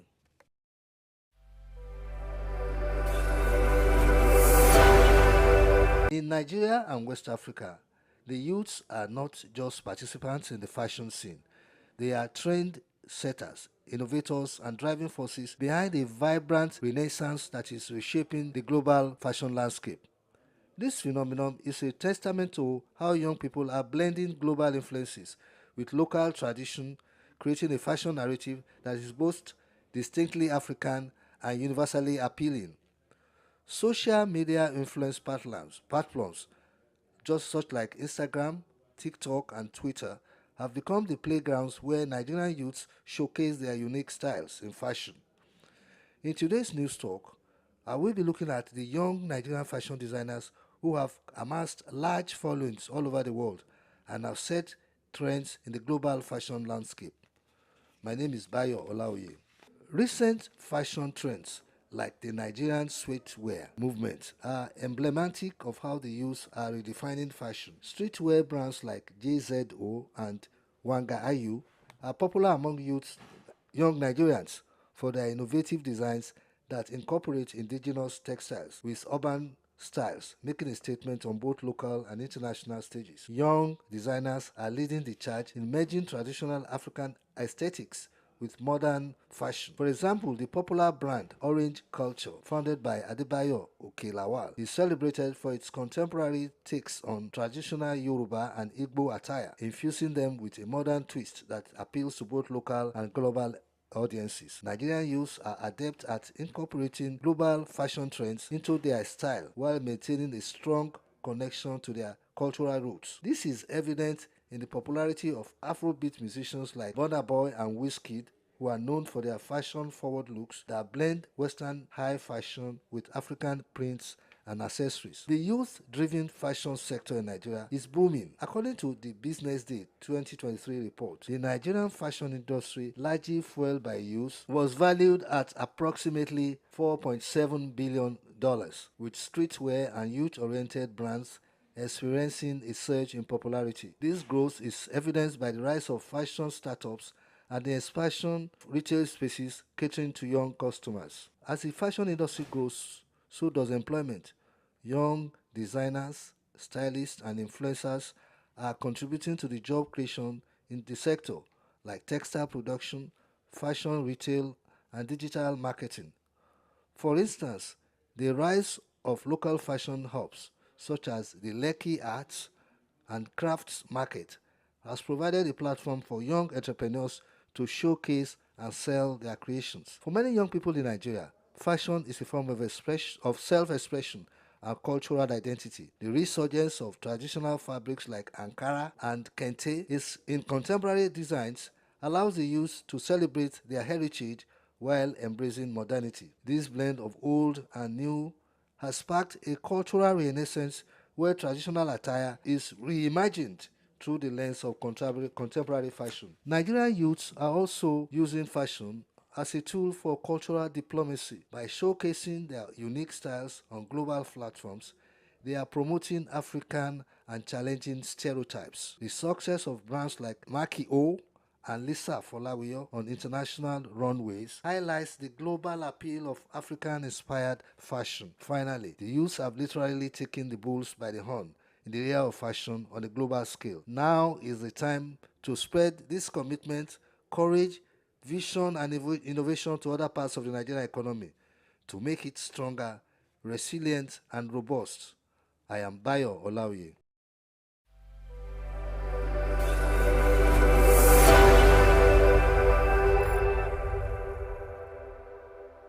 Manufacturers and economic experts have spoken of the need to revive the ailing textile sector, which had collapsed as a result of a number of factors, among which is the influx of foreign brands. They have called on the federal government to do the needful in reviving this sector. In today's news talk, I will be discussing the promise again by the federal government to revive the country's moribund textile industry. My name is Bayo Olaoye. The move by the federal government to revive the moribund textile and cotton industry in Nigeria is ordinarily a step in the right direction, especially now that Nigerians need jobs. Unfortunately, government officials have over the years announced similar promises without following up with concrete steps, thus portraying the current hope raised by the Vice President Kashim Shettima as perhaps another false alarm. Beyond the rhetoric, the government must mobilize all hands on deck and embark on practiced measures to fulfill the hope being raised in the interest of the country, and particularly the traumatized economy. This move must not be suffocated like previous ones, like the previous resuscitation drive of past governments. Political will is needed to drive these through. At a meeting with the International Cotton Advisory Committee, ICAC, the federal government led by the Vice President Kashim Shettima expressed the readiness of Nigeria to collaborate and ensure that the sector breathed again. Deliberations from the meeting revealed that from the cotton textile sector, the target is to create over 1.4 million jobs yearly, with a focus on developing key components of the cotton value chain, comprising farming, weaving, ginning, and linking of cotton, all in line with the industrialization drive of the government of President Bola Ahmed Tinubu. Before this new commitment, Nigeria has made some efforts at reviving the textile industry, but a lot still needs to be done. The textile industry is a viable sector that can provide millions of jobs for Nigerians. It can also create thousands of jobs for individuals involved in indirect and direct businesses along the value chain. It is also a sector that can boost the nation's quest for industrialization. According to my findings, in the 1980s and 1990s, Nigeria had unarguably one of Africa's largest textile industries, with over 180 textile mills functioning optimally, employing close to over 450,000 workers and contributing over 25% of the workforce in the manufacturing sector. But that is history now, as there is practically no textile industry in the country any longer. This sudden decline shows that there is a need for both the federal and state governments to go back to the drawing board, invest more in the textile industry, and ensure such investments are well managed. There must also be private sector collaboration. This is the more reason the ICAC visit and collaboration on the part of the federal government is a welcome development. The Executive Secretary of ICAC, Eric Trachentenberg, has expressed excitement about the prospects of Nigeria's cotton industry, citing a compelling historical moment for growth and development.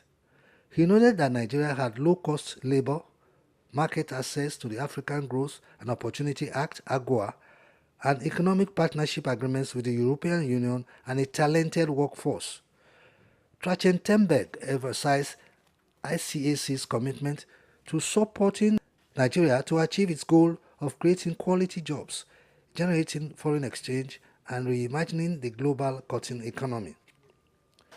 Governor Babajide Sanwo-Olu of Lagos State, who was also at the meeting, said that the state was well positioned to harness opportunities in the cotton value chain, given that it hosted the factories and the market and was a critical component of business ecosystem for the cotton sub-sector. According to Sanwo-Olu, Lagos as an integral part of the cotton value chain in Nigeria will support every effort by stakeholders to revamp the sector to enable the state to sustain its status as the largest fashion hub on the continent of Africa. The capacity of the textile industry in Nigeria has markedly diminished. The sector, which held so much promise as a bulwark of industrialization, high revenue earner, and a major employer of labor, is presently a shadow of itself. This is particularly evidenced in several industrial estates, especially in Lagos, becoming moribund. These complexes and warehouses have been sold to churches and others turned into some sundry uneconomic ventures. The consequence of this is that so many people have been sent back into the already ballooning job market with the corresponding high poverty indexes. The textile industry has become the victim of the failure of the state to create employment, pay living wages to workers, and cater for the welfare of the citizens, such that their economic status will be enhanced relative to the wealth of the country.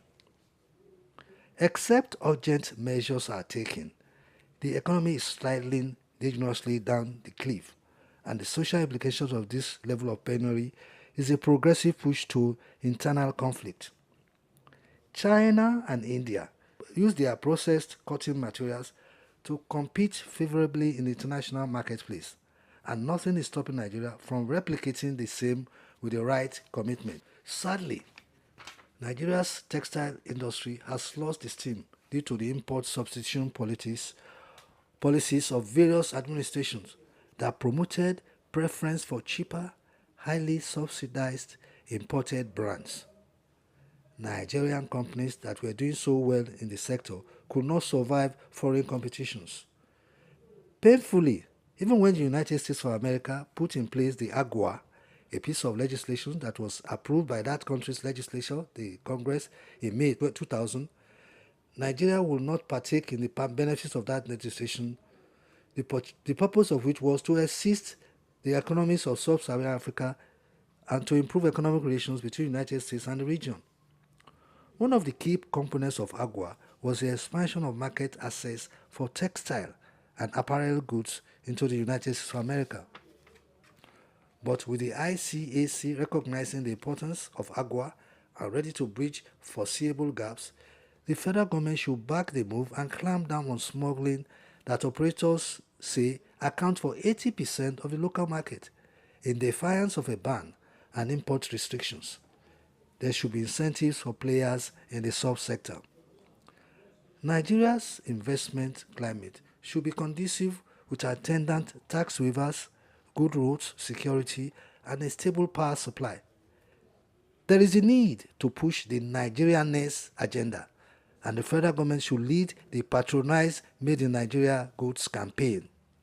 Finally, there should be adequate training for those involved in the production process on modern practices. The using of cutting-edge technologies will be critical in reviving the cotton and textile sector of Nigeria's economy. I am Bayo Olaoye.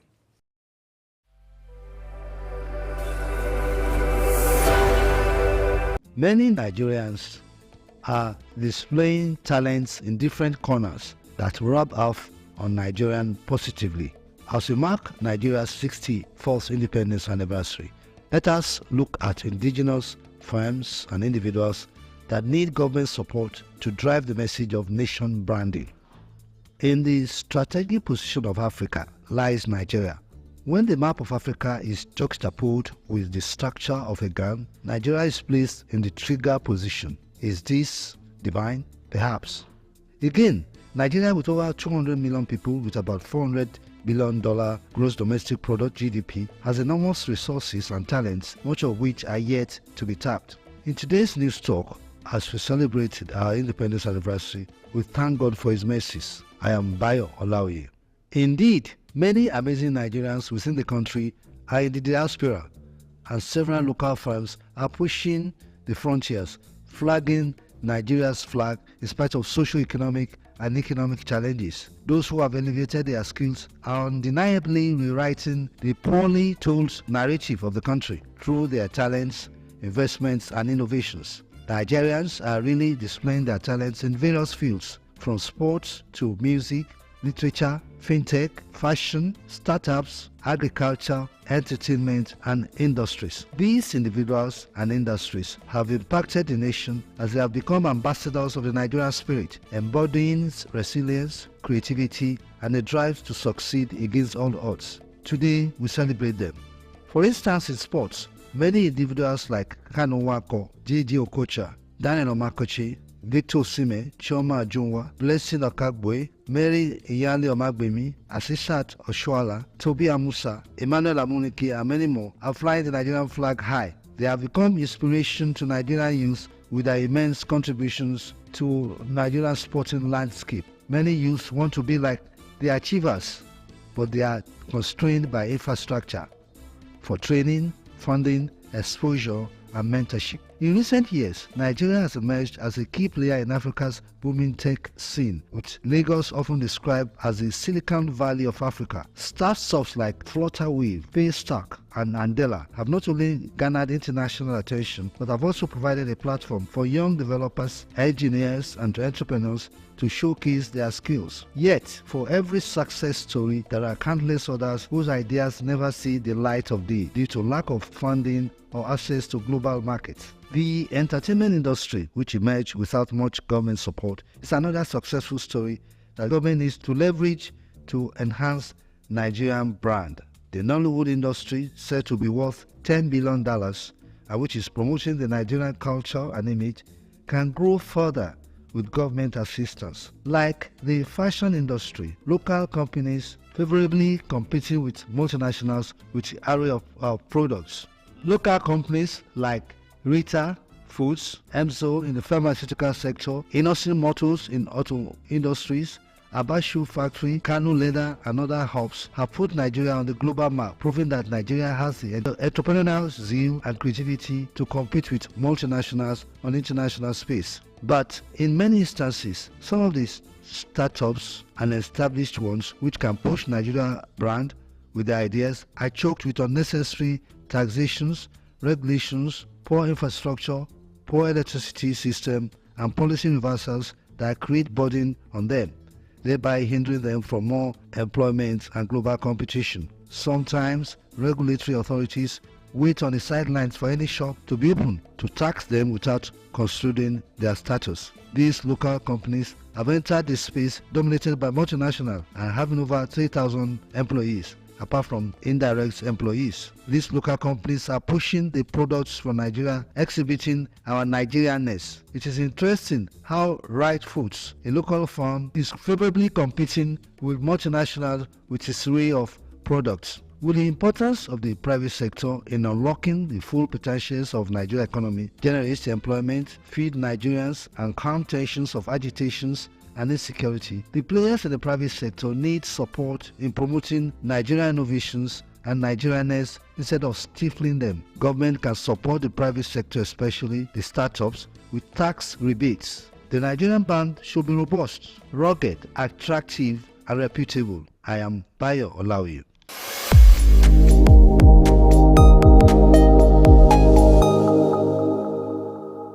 Why are federal lawmakers afraid of revealing details of their salaries and emoluments, despite public outcry and the concerns of well-meaning Nigerians? Why the secrecy? Are the lawmakers a special breed of Nigerians? The debate on the salaries of federal lawmakers has begun again, and in today's news talk on making salaries of federal lawmakers open, I shall be laying the cards on the table in looking at the demerits of this attitude of the lawmakers to shroud their salaries and emoluments in secrecy from the public. I am Bayo Olaoye.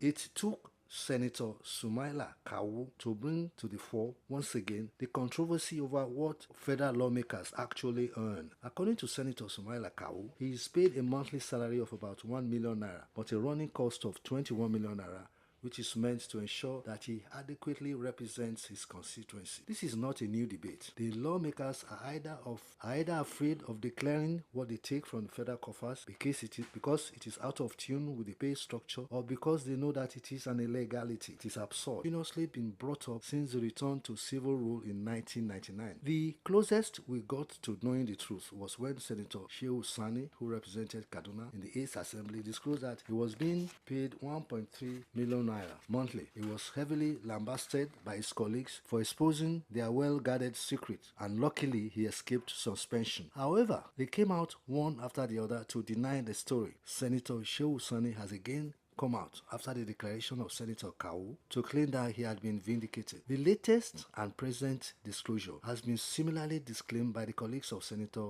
Kawu using propaganda, subterfuge, and blackmail. It is surprising that a sector of public officers will want to keep their income, the whole salaries and emoluments from the public. The whole impasse invited the interventions of the Federal Allocation, Mobilization and Fiscal Commission, FMARC, that said each senator receives 1.6 million naira statutory salaries and allowances monthly, payments that are not be determined. The question is, who fixes the irregular pays? Do they have the right to just allocate public funds to themselves? Why is the executive not doing anything about it? This is one matter, according to legal experts who spoke with me, that must be resolved by the judiciary. On the basis of logistics and ethics, no group of public officers has the right to go outside the Constitution in allocating money to itself. It is true that the lawmakers are vested with the power of appropriation, but that is because the drafters of the Constitution assume that they will be decent enough to do so in the open and allow other agencies of government to play their roles. The Federal Allocation, Mobilization and Fiscal Commission is empowered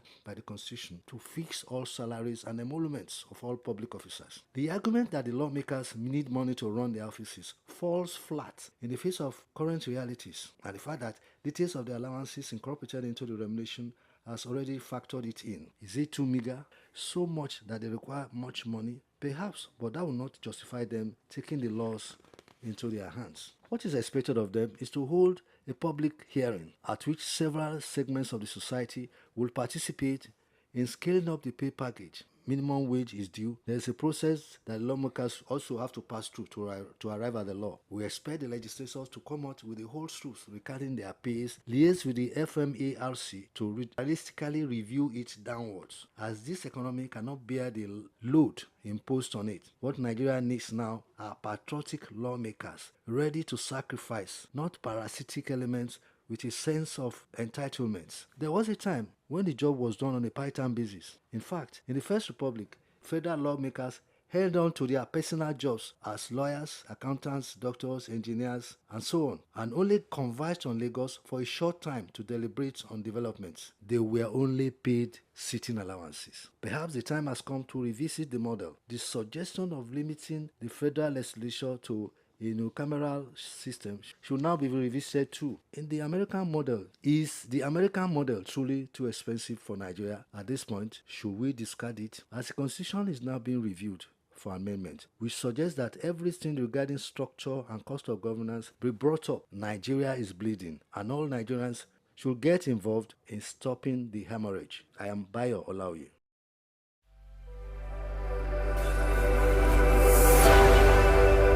In the past decades, Nigerian inland waterways have been plagued by a troubling rise in accidents, resulting in the loss of lives and millions in goods. The frequent mishaps sparked national concern over the safety of water transport, leading to the federal government's appointment of Bola Oyebanji as Managing Director of the National Inland Waterways Authority, NIWA.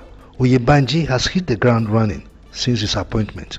In this news talk, I'll be looking at the operations of NIWA in the last 1 year under Bola Oyebanji's dynamic leadership. I am Bayo Olaoye. Over the years, transportation of humans and goods on the nation's inland waterways has faced challenges with frequent accidents as there were no clear routes monitoring, regulating and enforcing laws to ensure safety.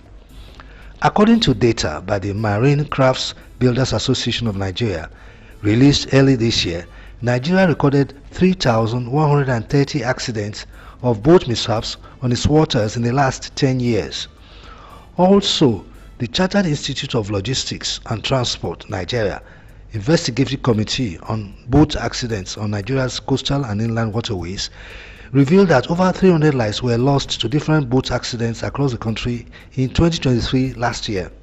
This, however, raised concerns on the safety of water transportation as efforts to address the issue proved futile, with frequent recurring accidents leading to deaths and loss of millions in goods, discouraging investments and revenue generation.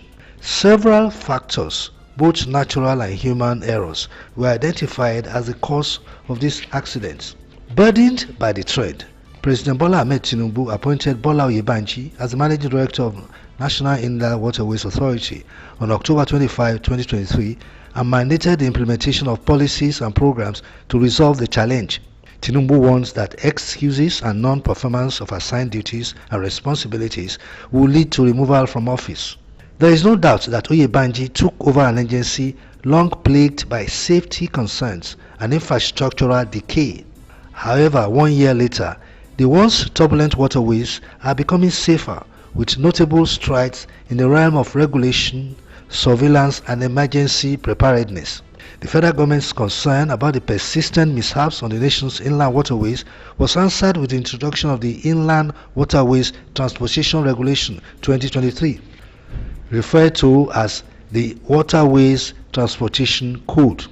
At the core of NIWA's approach to safety is the Waterways Transportation Code, designed to standardize operations, minimize accidents, and create a more structured environment for potential investors. Oyebanji's administration expedited the gazetting of this code within 6 months, a process that had previously languished for years. With an intricate set of penalties for violations, NIWA aims to enforce strict adherence to rules that govern the use of the country's vast waterway network. These rules are part of the effort to protect lives, safeguard property, as well as preserve the environments of the waterways. Failure to abide by these rules attracts penalties of up to 20,000 naira for individuals and 200,000 naira for vessels and corporate bodies, along with responsibility for any incurred inspection and repair costs. Vessels that are insufficiently manned will occur fines depending on the size of their vessels. Violations go beyond just the physical vessels and extend to damages caused to the infrastructure that supports Nigerian inland water systems.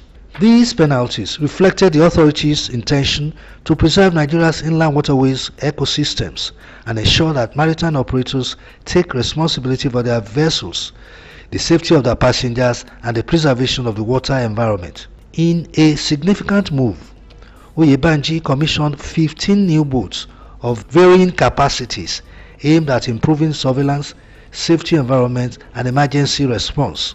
This new fleet includes 3 surveillance boats, 5 safety enforcement vessels, a gun patrol boat, and 62-seater passenger boat to replace traditional wooden canoes. In addition, 3 water ambulances and 2 hydrographic survey boats equipped with multi-beam echo sounders were deployed to improve navigational safety. The Minister of Marine and Blue Economy, Adegoyiga Oyetola, during the commissioning of the boats, said that these initiatives fulfilled the ministry's commitment to ensuring that the inland waterways were well utilized for total cargo shipment and passenger transportation. Oyetola said that the new commissioned vessels will help monitor waterways and ensure that regulations such as stated in the Water Transportation Code were strictly adhered or enforced to maximize the cooperative advantages of the nation's maritime resources in line with President Bola Tinubu's renewed hope agenda. From the onset of his tenure, Oyebanji introduced a Performance Evaluation Report, APER, placing a stronger emphasis on measurable outcomes. In his quest to make the waterways safer, Oyebanji launched aggressive safety campaigns targeting both operators, passengers and stakeholders. This includes deploying 80 water marshals to monitor critical loading and unloading points nationwide to enforce the new code. The emphasis on safety is further underscored by mandatory regulations such as life jackets, limiting operational hours from 6 a.m. to 6 p.m. and ensuring that boat masters are fit for duty before setting sail. Oyebanji's leadership has also prioritized investment in Nigeria's inland waterways to drive economic growth. NIWA, under his guidance, has been engaging private investors to explore public-private partnership (PPP), particularly in Onitsha, Warri and Port Harcourt, to unlock the economic potential of the blue economy. I am Bayo Olawi.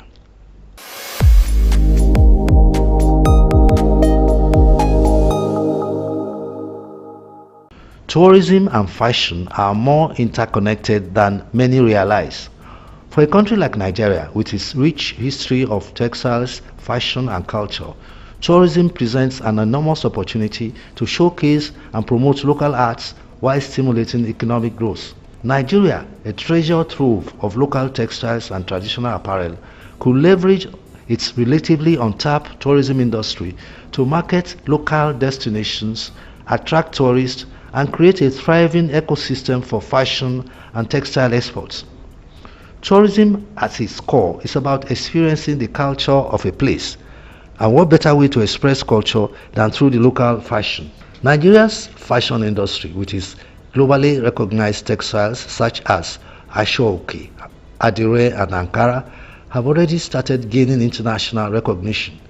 In today's news talk, I will be examining ways of fully harnessing the potential in Nigeria to merge these elements in a way that boosts both sectors. I am Bayo Olawi.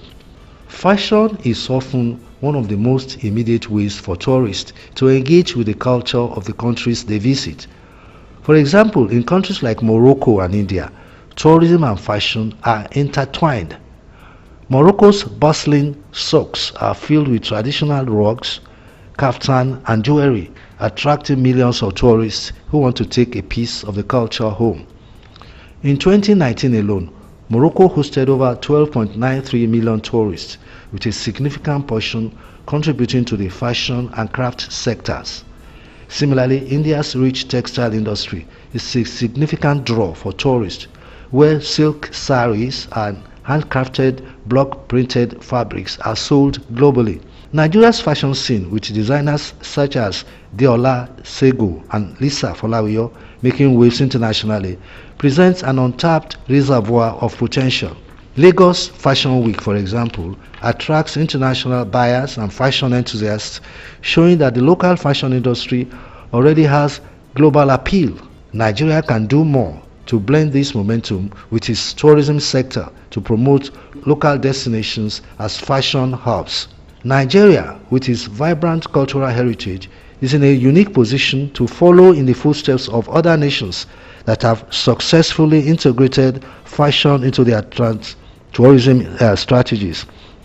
The global success stories of Rwanda, Ghana and Kenya illustrate how cultural fashion tourism can drive not just international attention but also local economic empowerment. Nigeria already has cultural festivals like the Durbar Festival, the Osun Festival, the Eyo Festival, and the Ojude-Oba festivals and others that attract local and international visitors. By integrating fashion showcases into these events, Nigeria can highlight the beauty of the traditional garments like SOUQ and Adire, while offering tourists a first-hand experience on how these fabrics are woven and dyed. This could be similar to Ghana's Chale Wote Festival, which blends street art, music and fashion to engage thousands of tourists and drive local sales of crafts and garments. Nigeria could introduce fashion tourism tours, offering visitors curated experiences where they can visit textile markets, witness the craftsmanship of traditional weavers, and purchase unique handmade fashion items. A model for this can be found in Rwanda, where tourists are guided through cooperatives producing Umusambi silk, adding value to their travel experiences while promoting local business. African countries like South Africa have successfully used destination marketing to promote its cultural sectors, including fashion. Nigeria could market cities like Lagos, Abeokuta, Ibadan, Shagamu, Kano, Zaria, Sokoto as fashion capitals in their own right, celebrating local crafts and textiles through dedicated campaigns aimed at international visitors. Tourism's potential to boost Nigeria's fashion industries go beyond cultural appreciation. It will create jobs and drive export growth. The Nigerian fashion industry currently is worth an estimated $4.7 billion, still has untapped supply chain opportunities that can benefit from the integration of tourism. If Nigeria were to promote local textiles and fashion through tourism, it will create jobs in sectors such as textile production, garment design, and retail, helping to reduce unemployment and strengthen local economics. Countries like Ethiopia has shown that textile production can be both a job creator and an export booster. The SOUQ Tex initiative, which promotes sustainable, eco-friendly fashion, has led to increased global demand for Ethiopian garments. Nigeria could emulate this model by highlighting its sustainable practices such as the eco-conscious dyeing process used in Nigeria textile production and marketing them to an international audience. Countries that have successfully integrated tourism into fashion provide a clear blueprint for Nigeria. Kenya transformed its Maasai SOUQ cloth to an internationally recognized symbol of Kenya culture, drawing tourists who purchase Maasai-inspired fashion items that contribute directly to local economics. Peru has a thriving tourism industry around its traditional Andean textiles, with tourists visiting local villages to see firsthand how alpaca wool is woven into intricate patterns, creating jobs for thousands of women. These success stories show that fashion and tourism can coexist and flourish, creating cultural appreciation and economic growth. Nigeria's path to leveraging tourism to its fashion industry is clear. By integrating fashion into its tourism strategy, Nigeria can attract international tourists through cultural festivals, fashion weeks, and market tours, create thousands of jobs in textile, fashion, design, and retail, boost exports of locally made garments, attracting global market for authentic handmade fashion, and drive foreign exchange and strengthen local economics. Tourism can be a gateway to unlocking the potential of Nigeria's fashion industry, and in doing so, showcase the vibrant culture and creativity that defines the nation. With the right policies, Nigeria can transform its textiles, fashion, and apparel industries into globally recognized symbols of African innovation, while creating a sustainable future for its people. I am Bayo Olaoye.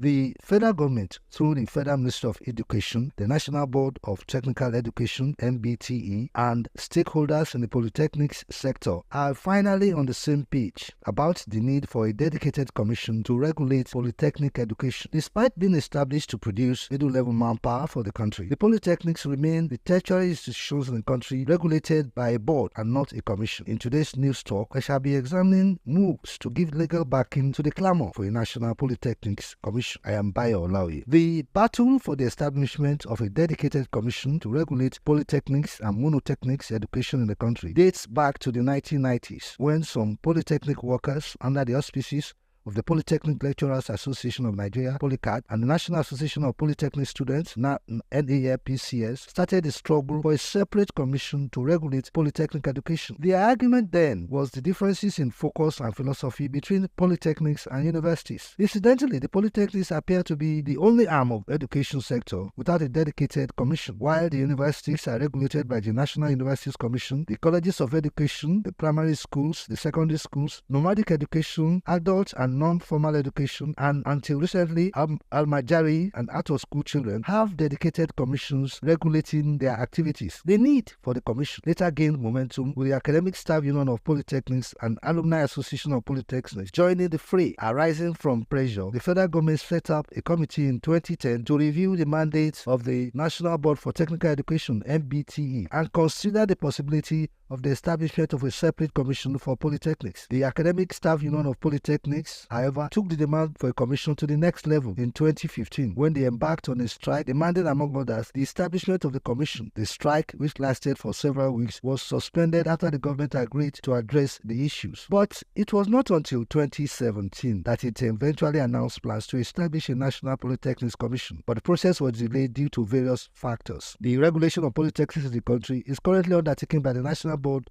for Technical Education (NBTE) alongside other vocational training institutions. While the NBTE says it is currently supervising 700 institutions, ASUP said the body is currently supervising over 900 of such institutions and is therefore overburdened. The role of the NBTE, which is currently playing the role expected of the Polytechnics Commission, also covered all technical and vocational institutions offering both tertiary and sub-tertiary educational services. They include polytechnics, colleges of agriculture, colleges of health sciences and technology, colleges of nursing and midwifery, specialized institutions, polytechnics, innovation enterprise institutions, vocational enterprise institutions, and technical colleges. A lawmaker, Fred Agbedi, PDP Bayelsa, introduced a bill to establish a National Polytechnics Regulatory Commission into the 8th Assembly, 2015 to 2019. But just as the government's action remained a promise, the bill never went beyond first reading. Just as the agitation continued into the 9th Assembly 2019 to 2023, with stakeholders arguing that a separate commission will address the unique challenges facing polytechnic education in Nigeria. Honorable Agbedi again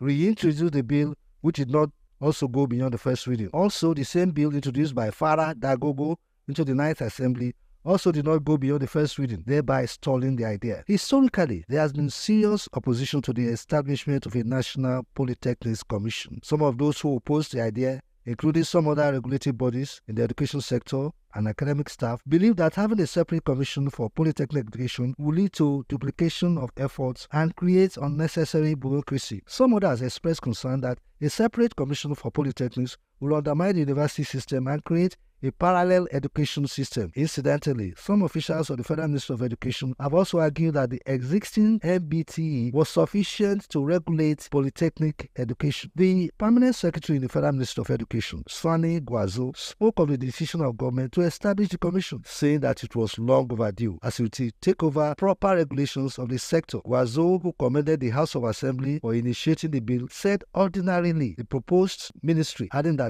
apart from coming at the right time, the commission when established will bring the polytechnics in conformity with their counterparts in other parts of the world. He said that the ministry will support every move aimed at putting in place a standard commission that will ensure standards, assuring that the ministry was ready to offer any assistance needed to ensure quick passage of the bill and establishment of the commission. The Speaker of the House of Representatives, Abbas Tajuddin, said that the National Polytechnic Commission will serve as a regulatory body that ensured standards were upheld across polytechnics nationwide. The Speaker said the initiative was aimed not only to enhance their education but also to promote uniformity and excellence within the polytechnic system, adding that by doing so, we could ensure that graduates from these institutions are well prepared to meet the demands of industry and contribute meaningfully to the nation's economy. I am Bayo Olaoye.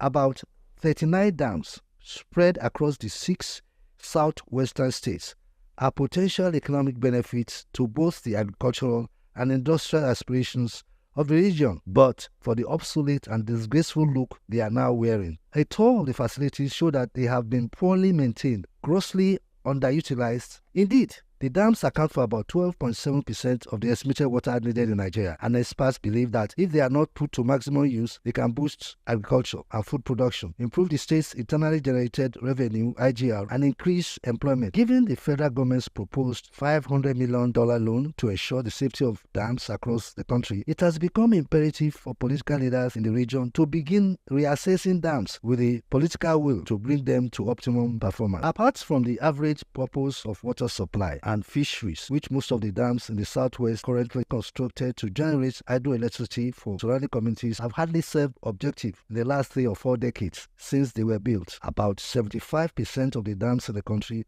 were constructed for domestic and industrial water supply. 33% were built for irrigation and water storage, 29% were meant for fisheries, and 16% were aimed at recreation, and 4% hydroelectricity. But alas, no dam in the southwest region currently functions beyond 50% capacity, and others were discovered to have been abandoned. For instance, some major and multi-purpose dams like the Onya Dam in Ogun State, Owena Dam in Ondo State, Ikere Gorge in Oyo State, Ashedire Dam in Oyo State, and others constructed with an intent to produce electricity have hardly performed to such capacity since they were built. It was learned that apart from the fact that over 85% of the major dams in the country are located in other region because of the poor rainfall in the area, more government attention over the years seems to have been given to dams in the region at the expense of the ones in the south. Perhaps one reason adduced for this is that the northern region is said to have less rainfall compared with the south. Therefore, the zone might need dams for more irrigation purposes. Another finding is that many of the political leaders in the southwest have been paying lip service to dam capacity and maintenance over the years, which perhaps had resulted in poor agricultural products, a lack of water supply in most cases, and flood disasters. It is the same story of dam failure or inadequate performance from Oyo State, which has the largest concentration of dams, to Osun, Ondo, Ekiti, Ogun, and Lagos states. The dams are simply not functioning up to their full capacity and may therefore need urgent attention and maintenance by the appropriate authorities. Among the challenges affecting dams in the region is the poor or lack of electricity supply. Findings reveal that none of the dams can be easily operated by power generating sets. Sediments are also another challenge hampering the capacity and performance of most dams in the southwest. Sediments have rendered the water in several dams unfit for use, especially for fishing purposes, and in some cases lead to massive flooding whenever the dams overflow their banks. Another challenge facing the dams is obsolete equipment or lack of appropriate maintenance of facilities. Ironically, some of the dams were never seen completed after construction began. For instance, the Ashedire Dam, which cuts across the Oyo and Osun boundary at Ashedire, is said to have been redundant for more than 5 years due to lack of power supply. Some years back, the Ibadan Electricity Distribution Company, IBEDC, cut off its supply, citing up unpaid bills. Ashedire, whose capacity is lower than that of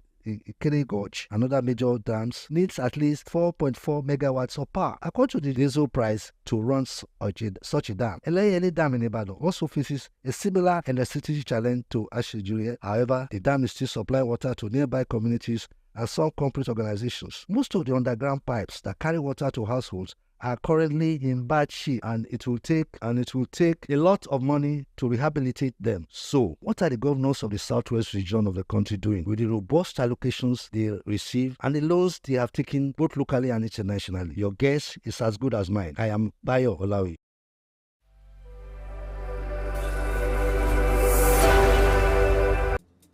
The Anambra State government has announced plans to rebuild and reclaim the master plan of the famous Onitsha market in Onitsha. This is good news to businessmen, traders, and entrepreneurs across the country. Governor Chukwuma Soludo, who made the announcement in Onitsha, said that the Onitsha market was reputed to be the largest market in West Africa, adding that it will be rebuilt by the state government to international standards. The governor stated that with the existence of a master plan for the market will be rebuilt soon into multi-story complexes and 21st century compliant. In this news talk, I will be examining this bold and inspiring message, an issue on the minds of many businessmen and entrepreneurs from the eastern parts of the country. I am Bayo Olawi. Governor Chukwuma Soludo expressed the deliberate intention of his administration to transform the Onitsha metropolis while commissioning the Trans-Nkisi Recreation Center in Onitsha. The governor, who described Onitsha as the commercial capital of the southeast, said that if Onitsha did not progress, the entire region will not progress, adding that attention must be paid to the town. The governor stated that with the population surge, a master plan for a greater Onitsha will be essential, at least for the next generation, pointing out that Anambra had the smallest landmass after Lagos. He also disclosed that all trunk A roads in Onitsha will be dualized and provided with street lights. Governor Soludo stressed that his administration was literally breathing life into towns in Anambra State, as everywhere was witnessing development and the whole place was turned into a large construction site. The governor noted that due to inadequate resources, the public-private community partnership PPCP model will be used to develop the state as it was prioritizing needs. He expressed his gratitude to the people in Anambra State who have responded to the call to assist government and enumerated several roads built by wealthy individuals from Anambra State, which he had already commissioned since the call was made. Evaluating the resources available to the state government, the governor stated that it was nothing to write home about, as it was meager, but urged citizens in the state to pay their taxes. He criticized and spoke strongly against wealthy and influential people in the society who evaded the payment of tax for one reason or the other. The governor expressed his readiness to partner with private individuals in the prosecution of projects that will have impact on the lives of the people. The president of the Traders Association in Trans-Nkisi Layout, Mr. Uche Okeke, appreciated Governor Soludo for being the first governor to visit the layout after 44 years of its creation. Mr. Okeke commended the governor for what he called his uncommon wisdom dealing the state, particularly on group projects within the layout, which will open it to the world. He pleaded with the government to address the issue of land grabbers, especially in parts 2 of the layout, noting that they were receiving support from neighboring communities. Mr. Okeke pledged the loyalty and cooperation of his members in supporting the administration of Governor Chukwuma Soludo in Anambra State. He called on the state government to continue to provide amenities for the people in the areas of education, roads, health, infrastructure, security, water resources, and agriculture. I am Bayo Olaoye.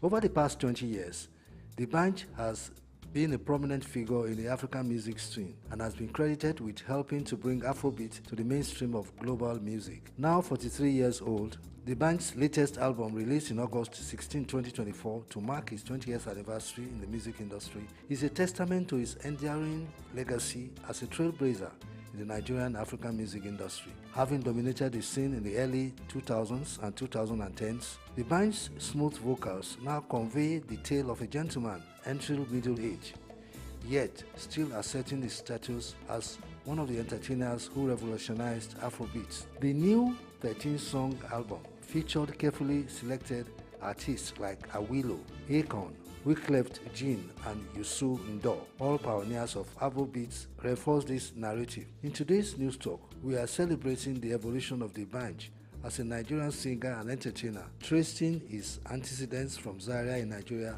to a global audience of fans. My name is Bayo Olaoye. Oladapo Daniel Oyebanjo, professionally named D'banj, was born on January 9, 1980 in Zaria, Nigeria. He studied at the Nigerian Military School and then went on to pursue a degree in mechanical engineering at the University of Lagos. After graduating with honors, he worked as an engineer for a few years before going to the United Kingdom to pursue music full-time. In 2004, D'banj officially began his music career under Blackbone Music, which was under the imprint of 419 Squad that was founded by JJC Skills, a veteran Nigerian hip-hop and music business mogul. Between 2004 and 2006, D'banj and another up-and-coming music talent, Don Jazzy, were managed by Ayo Shunaya under the R70 imprint. His first 3 music videos, which included Mobolowowo, Tongolo, and Tongolo Me Remix, were produced and directed by the R70 crew. Later that year, he signed a record and partnership deal with Don Jazzy to create the famous Mo Hits label, which launched him officially into the Nigerian music scene. His first single, Tongolo, was released in 2005 and was an instant hit in Nigeria. Since then, he has gone on to release numerous albums like Rundown 2006 and Entertainer 2008, and singles such as Why Me, Oliver Twist, Fall in Love, Emergency, Mr. Endowed, Igwe, Something for Something, and many more hits that has created a nostalgic era of the 2000s and early 2010s. In 2010, D'banj began collaborating with American artists like Snoop Dogg, and in 2011 signed a deal with Kanye West's GOOD Music label. That same year, D'banj scored a major hit with his single Oliver Twist, which topped a number of African charts and fared well in the United Kingdom and Europe as well. The SOUQ concert, which took place at HMV Apollo Hammersmith in London on the 29th of August 2011, was a highlight of the band's career. The event was hosted by comedian Eddie Caddy and featured stellar performances from the Mo Hits All-Stars, Don Jazzy, The Banj, Wande Cole, Dr. Seed, The Prince, and K-Switch, alongside top music talent Tiwa Savage, KAS, Dot Star, and the surprise guest Kanye West. The event was capped off by West removing his chain and wearing it on the bench. To music enthusiasts in that area, that was a huge deal as Kanye West was one of the biggest artists in the world then. Kanye West's performance at the SOUQ concert signaled the start of a new era of collaboration with international artists from all over the world. Today, Nigerian acts are celebrated all over the world with international creative collaborations and business partnerships and distribution deals. In 2012, the partnership between The Banj and Don Jazzy ended as the pair split up. According to reports, the decision to part ways was agreed upon by the two former creative partners. The once thriving music duo, The Banj and Jazzy, faced increasing tensions within their Mo Hits Records partnership.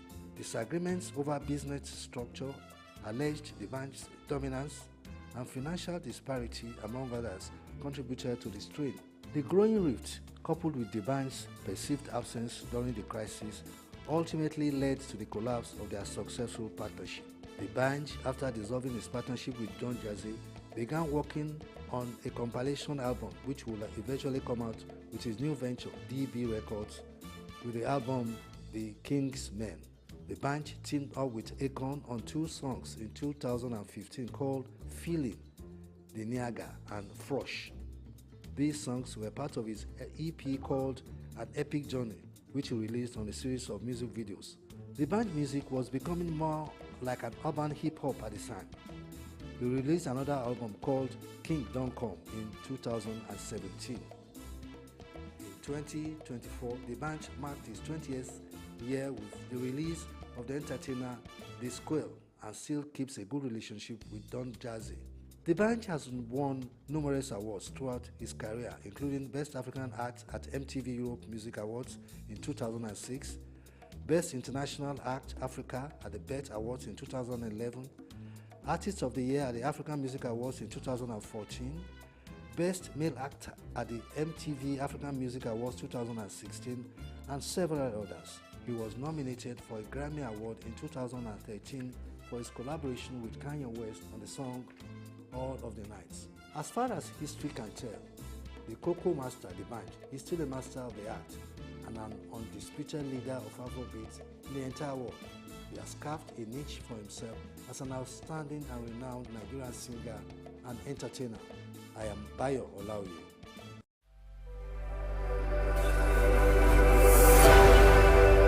In Lagos State, access to clean water and sanitation has long been a persistent challenge to residents.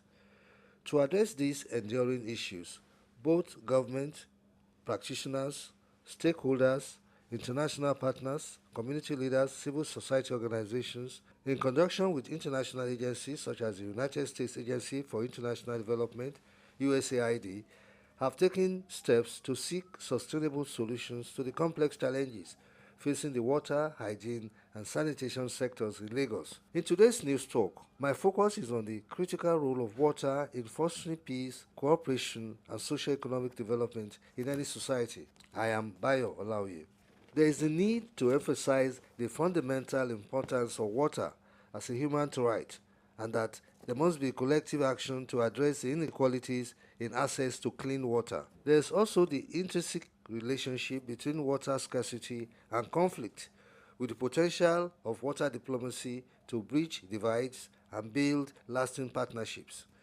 Recently, the Lagos State government took the bull by the horn by establishing the Water, Sanitation and Hygiene Policy, also called WASH, as a guiding framework for equitable distribution of clean water and sanitation services and empowering communities to take ownership of their water resources. The program's support for various activities in the water sector, including capacity building and rehabilitation of waterworks, represents a holistic approach to water management and underscores the dedication of government to promote water security and sustainability in urban areas. The Lagos State Commissioner for the Environment and Water Resources, Tokunbo Wahab, emphasized the pivotal role of water in fostering peace and cooperation among communities and commended the WASH policy, pointing out that the state government will not leave anyone behind in its quest for water security and peace. The WASH policy represents a milestone in streamlining the frequently amalgamated WASH sector, emphasizing crucial governance reforms, sectoral coordination, institutional role classification, and service decentralization. Tokunbo Lawal emphasized the proactive and structural framework adopted by the government in executing the policy. Key initiatives included establishment of a planning committee tasked with overseeing the implementation, holding quarterly review meetings to monitor progress, and organizing a workshop to delve deeply into the intricacies of the policy. These policy-led initiatives underscores the dedication of government to address the complexity within the WASH sector and signifies a significant step towards achieving sustainable and equitable access to water, sanitation, and hygiene services for all residents of Lagos State. There is a need by the Lagos State Water Regulatory Commission, SOUQ, to establish a robust regulatory framework designed to imbue the sector with a culture of regulation, ensuring adherence to set standards and promoting the entitlements of consumers to quality services. Standards for services must be established, which serve as benchmarks for service providers, ensuring consistency and reliability in service delivery. Finally, while advocating for the rights of the consumers to quality services, SOUQ must emphasize the importance of transparency and accountability in all aspects of its operations. I am Bayo Olaoye.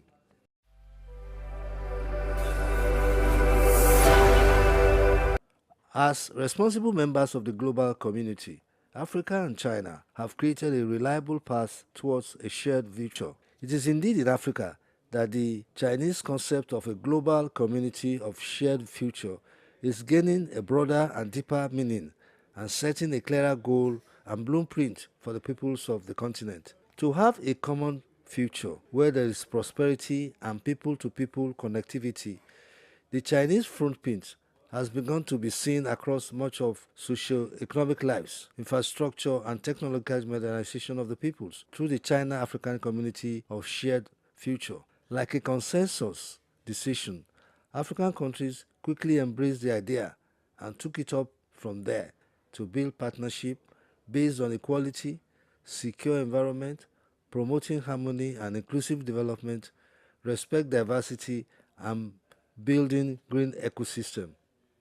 The two parties already shared some levels of history, culture, demographics, and external imperialism experience. Today, the two parties are forging steadily to concretize the ideas that is defining the kind of world they think they need and to coexist with other races. Trust and confidence is being built into the friendship. In today's new talk, I shall be discussing how Africa-China cooperation is forging a path to a shared future. I am Bayo Olaoye. As a student of the society and globalization and an ardent follower of great power politics in Africa, I have come to the realization that Africa's development to a very large extent is gradually bearing Chinese characteristics, as China too is tremendously benefiting from the continent's rich resources and large market. Through bilateral and multilateral frameworks across different human endeavors, African countries have found and pursuing common purpose and common destiny with China. For example, initiatives like the Belt and Road Initiative (BRI) and the Forum of China-Africa Cooperation (FOAC) are building common prosperity in some African countries as a clear evidence of win-win cooperation. This means that both the developed China and developing African countries are creating a community of shared interests, responsibility, and destiny whose well-being and security are interrelated. But come to think of it, we are all one human family, living in a shared earth, our only home, the only planet we have, and the only one that is known to support life. It behoves on us to care for each other and its future. Humanity, that is, all human beings collectively living on earth, should take responsibility in caring for its peace, security, health, happiness, and sustainability. Africa, too, is making attempts to strike harmony between humanity and nature. To get there, humanity must cooperate across every sector: climate change, food security, debt management, and pandemics are some of the areas where interdependence and interconnectivity of nations are needed to address them. Therefore, the support from outside to mitigate Africa's challenges received attention from China. Many African countries are addressing poverty, diseases, illiteracy, violence, and insecurity through trade and economic and security cooperation with China. While some are being solved, others are getting more complex and intractable in some African countries. Amid the great power rivalries in the region, Cold War mentality, and the weakening global governance, the situations in Mali, Niger, Burkina Faso, and the Democratic Republic of Congo (DRC) are giving way to alternative and responsible partners. For instance, Niger complained that what is called of the condescending attitudes of France and Western powers in negotiating with them to resolve ongoing political impasse. On the other hand, China has demonstrated itself as a responsible partner to lift those countries out of economic and security challenges. No complaints of discrimination or domination. The no-holds-barred modernization and revitalization of many cities and towns in Africa are also development in terms of roads, bridges, rails, airports, dams, hospitals, fintech, and economic mutually beneficial cooperation. They are good testimonies of these infrastructural initiatives from Mozambique, South Africa, Zambia, Tanzania, Kenya, Ethiopia, Djibouti, Ghana, Senegal, Morocco, Egypt, and other places. Africa's mode of production and services have significantly improved through Chinese technology and innovation. Information, communication, transportation, power, agriculture, defense, and security, and other engagements have received the quality boost from China. Africa's connectivity and exchanges have become faster, deeper, broader, and more extensive than ever before. In the past, telephone calls were routed through Europe. To build a genuine shared future and prosperity, Africa and China needs greater cooperation and solidarity in working together and aligning individual interests to solve problems. There is no better place to forge than in Africa. The way Africa and China are going promises to build a community of shared future for humanity. But Africa must adhere to principles of openness, inclusivity, mutual benefit, equity, and justice for its people, for this cooperation with China to be viable and beneficial. I am Bayo Olaoye.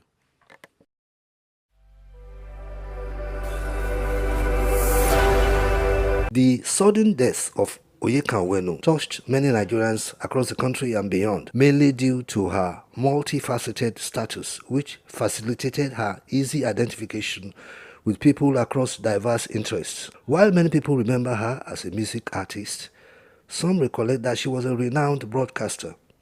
Yet, some others knew her as a journalist of high repute. In truth, Onyeka Onwenu was more than these identities. She was a singer, songwriter, broadcaster, entertainer, culture ambassador, politician, rights activist, artist, and social influencer. Her influence on generations of artists and fans was immeasurable. She was a trailblazer, a mentor, and a role model. In today's news talk, I shall be celebrating the life of a woman, the elegant stallion, Onyeka Onwenu, who had contributed to the development of music, the arts, and entertainment generally in Africa. I am Bayo Olaoye. The legacy of Onyeka Onwenu will continue to inspire and shape the music world for years to come. She was one of Africa's brightest global stars, a shining star, a true legend, and a shaper of Nigeria's cultural identity. 40 years ago, Onyeka Onwenu launched herself into national consciousness with with the documentary Nigeria, A Squandering of Riches. That documentary brought her more popularity, evoking enthusiasms from Nigerians who were tired of the looting of the Commonwealth by politicians. Onyeka Onwenu graduated from Wellesley College in Massachusetts in the United States of America with degrees in international relations and communications.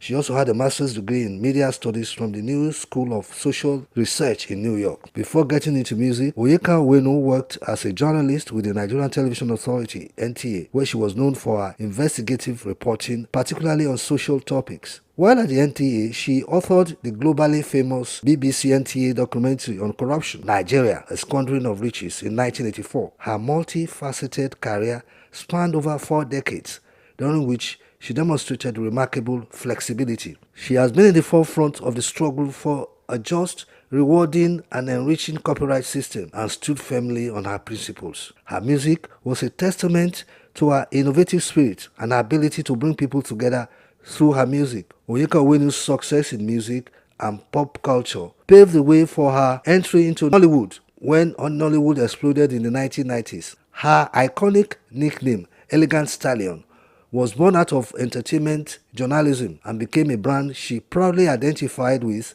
until her death. Reputed for her unique combination of traditional African music and contemporary pop, Onyeka Onwenu's music blended genres such as highlife, reggae, and pop, often addressing social and political issues. Some of her most popular songs include One Love, Iyo Gogo, and Ekwe, all classics in the Nigerian music scene. Her love for ballads and songs about women's rights was a soothing balm during Nigeria's rocky 1980s and 1990s. Her hit song, You and I, was repurposed for the 1999 movie Conspiracy, which she also starred in, and is widely regarded as one of the most iconic soundtrack of Nollywood. In 1989, she recorded the popular duet Choices, which centers on consent on birth control with Juju Maestro King Sunny Ade. In My Father's Daughter, her 2021 memoir, Onyeka Onwenu revealed that after the release of Afrobeat icon and legend Fela Anikulapo Kuti was released from one of his numerous detentions, he asked her to marry him, a request she emphatically turned down, although with good humor. She told him that she was a jealous lover and would not be able to cope as an appendage of his harem. Before switching to become a gospel singer in the 1990s, the late music maverick released 4 albums and was awarded national honor by Nigeria in 2003 and 2011. This include member of the Order of the Federal Republic of Nigeria (MFR) and accolades and collected various music awards ceremonies. As an actress, she won the Africa Movie Academy Award for Best Actress in a Supporting Role for her performance in the movie Widow's Court in 2006. She was nominated that same year for Best Actress in the Leading Role in the movie Rising Moon. The late British-Nigerian filmmaker B.E. Bandele cast her in the 2013 film Half a Yellow Sun. 5 years later, she also starred in Genevieve Unaji's Lionheart, Nigeria's first Netflix original, alongside Nkem Owo, her co-star in Conspiracy. As a politician, Onyeka Onwenu contested twice for the council chairman of our local government, the Ato local government area of Imo State, under the platform of the People's Democratic Party, and lost on both attempts, but was appointed chairperson of the Imo State Council for Arts and Culture by Governor Ike Hakim. On September 16, 2013, President Goodluck Ebele Jonathan appointed her as the Executive Director, Chief Executive Officer of the National Center for Women Development in Abuja.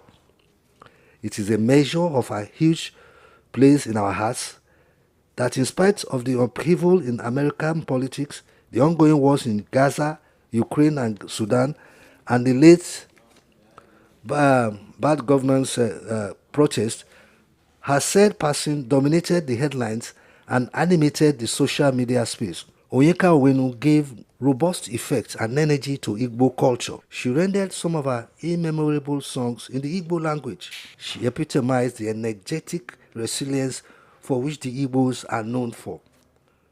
She was an industrious daughter of an industrious people, and we will miss her after knowing her for over 40 years. Good night, Elegant Stallion, and thousands of angels will sing thee to thy rest. I am Bayo Olaoye.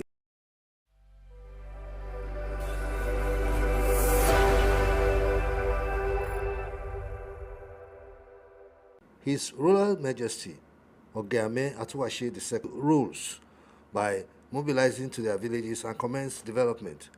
In a statement issued from his palace, in Warri Delta State shortly after his third coronation anniversary.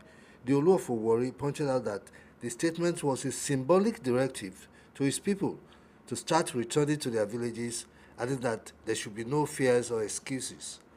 In today's news talk, I'll be going through highlights of the monarch's statements as it reflects the Shekaris in the country and the diaspora. I am Bayo Olaoye.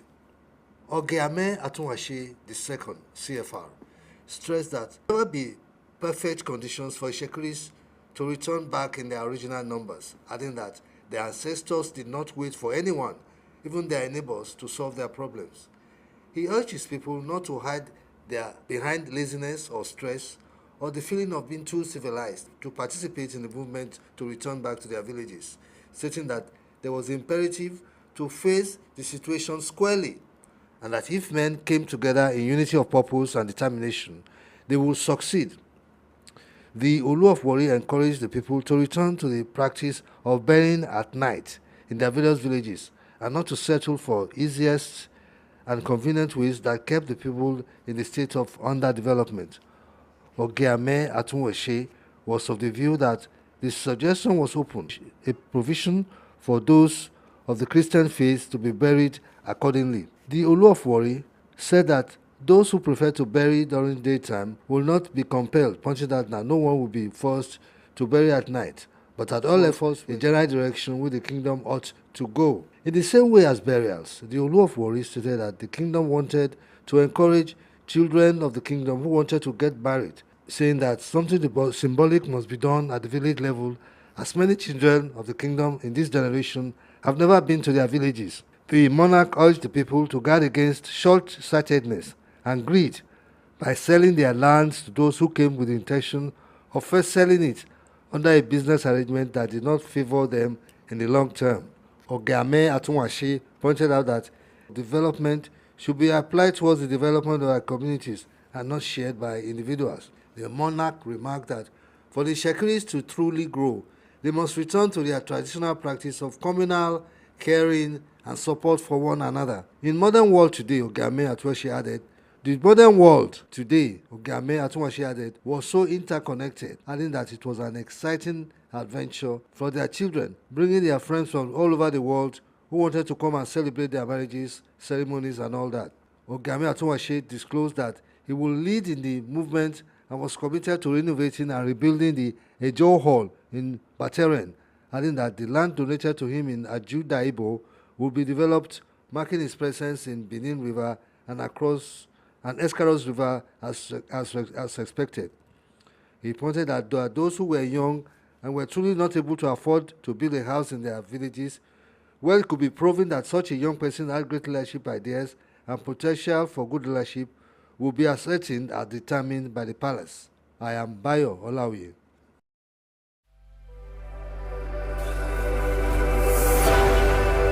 If Africans are not seeing the benefits in Western liberal democracy, what do they want? What kind of democratic system do Africans want? The problem, according to political scientists, is not the system but the practitioners, and the solution does not lie in twisting to indulge our undisciplined elites or shift grounds to accommodate a docile citizenry awaiting a benevolent dictator or an accidental messiah. Ironically, Nigeria has embraced Western economic prescriptions. We align ourselves, our economies, religion, medicine, sports, entertainment, and other values, institutions, and products after the West, but disagree with its democracy. And what exactly are the World Bank and the International Monetary Fund, IMF, recommending for African economies that are unfavorable? What is detrimental in someone telling you to reduce your budget deficit? They are simply telling you to minimize your debts. Is anything wrong in redirecting subsidies from politically popular areas like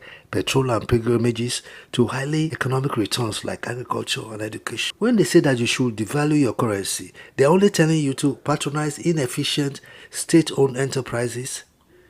Is it not a way of raising needed capital, reducing cost and bureaucracy of governance for increased profitability?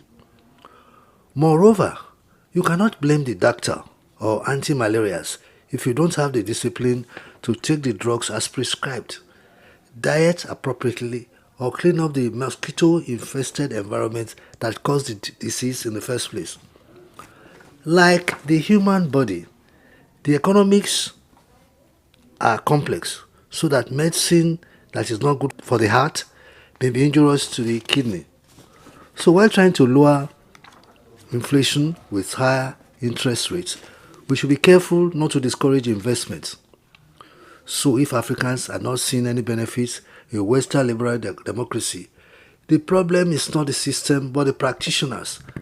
And the solution does not lie in tweaking it to indulge our undisciplined elites or shift grounds to accommodate a melancholic citizenry awaiting a benefactor or accidental messiah. First, we should perish the idea that democracy is Western.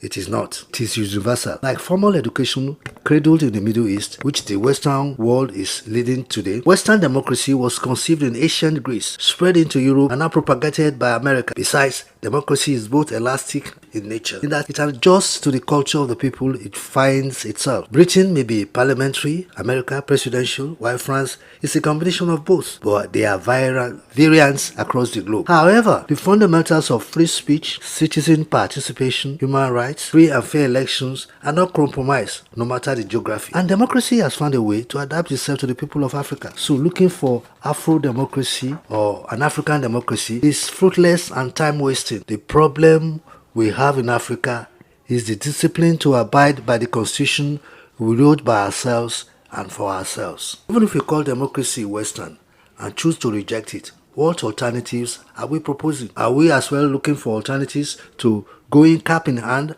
asking for aids from Western donors or vaccines from them? And it is not only their democracy and economic realities we are trying to reinvent. Besides, democracy remains an experiment whose success depends on inputting the right parameters. Also, it is an abstract concept that even the most democratic of nations still aspire to attain. Unfortunately, the likes of President Paul Kagame of Rwanda are poor examples of what an African democracy should be. What is significant about Paul Kagame is the uniqueness of his political party, the Rwanda Patriotic Front, and the Rwanda electorate. How can a country that still bleeds from the infamous Tutsi-Hutu animosity that led to an unforgettable genocide consistently give its votes to someone, one who divides without asking for balance of power? An election which barred key opposition parties from participating for flimsy reasons of not gathering enough signatures is not democratic. And this is where Africa keeps missing it. Democracy is not about wanting young people willing to protest to listen to the president. It is about the president listening to the people. Democracy is the rule of the people, not leadership. Constantly tweaking how we vote or changing who we vote for. Rwanda may be doing so well economically relative to sub-Saharan countries. That is the only tip of the spear. Firstly, that is an exception, and no one builds a doctrine out of exceptions. What we don't see in Rwanda is that it is indebted to the tune of 76% of its GDP. So like its continental peers, she's at the mercy of the Western world, whose liberal democracy they are frowning at. Rwanda sports washes by hosting American basketball matches for Africa and volunteers to accommodate illegal migrants ejected from the United Kingdom. President Kagame has learnt this act to turn away the eyes of media from all the human rights abuses in Rwanda. The past 24 years, Rwandans have known no other president than Paul Kagame. He had been the de facto leader since 1994, when he served as vice president and minister of defense before kicking out President Pastor Bizimungu. Authoritarian rule will continue for another 5 years after winning another landslide election victory recently. Under Kagame, landlocked Rwanda has been experiencing guided political stability, economic growth, and declining poverty levels, the supposed dividends of democracy that is lacking in many African countries. There have been calls for different quarters in Africa to craft an indigenous democracy that suits its peculiarities. This is wrong and misleading. Former President Olusegun Obasanjo has also called Africa's adoption of Western liberal democracy a mistake, and so canvassed for a democratic model that encompasses the African culture and tradition. What does this mean? I disagree with this notion. I beg to disagree, sir. It is not workable. We must consciously continue to protect and nurture our democracy in spite of ups and downs in the process. I am Bayo Olaoye.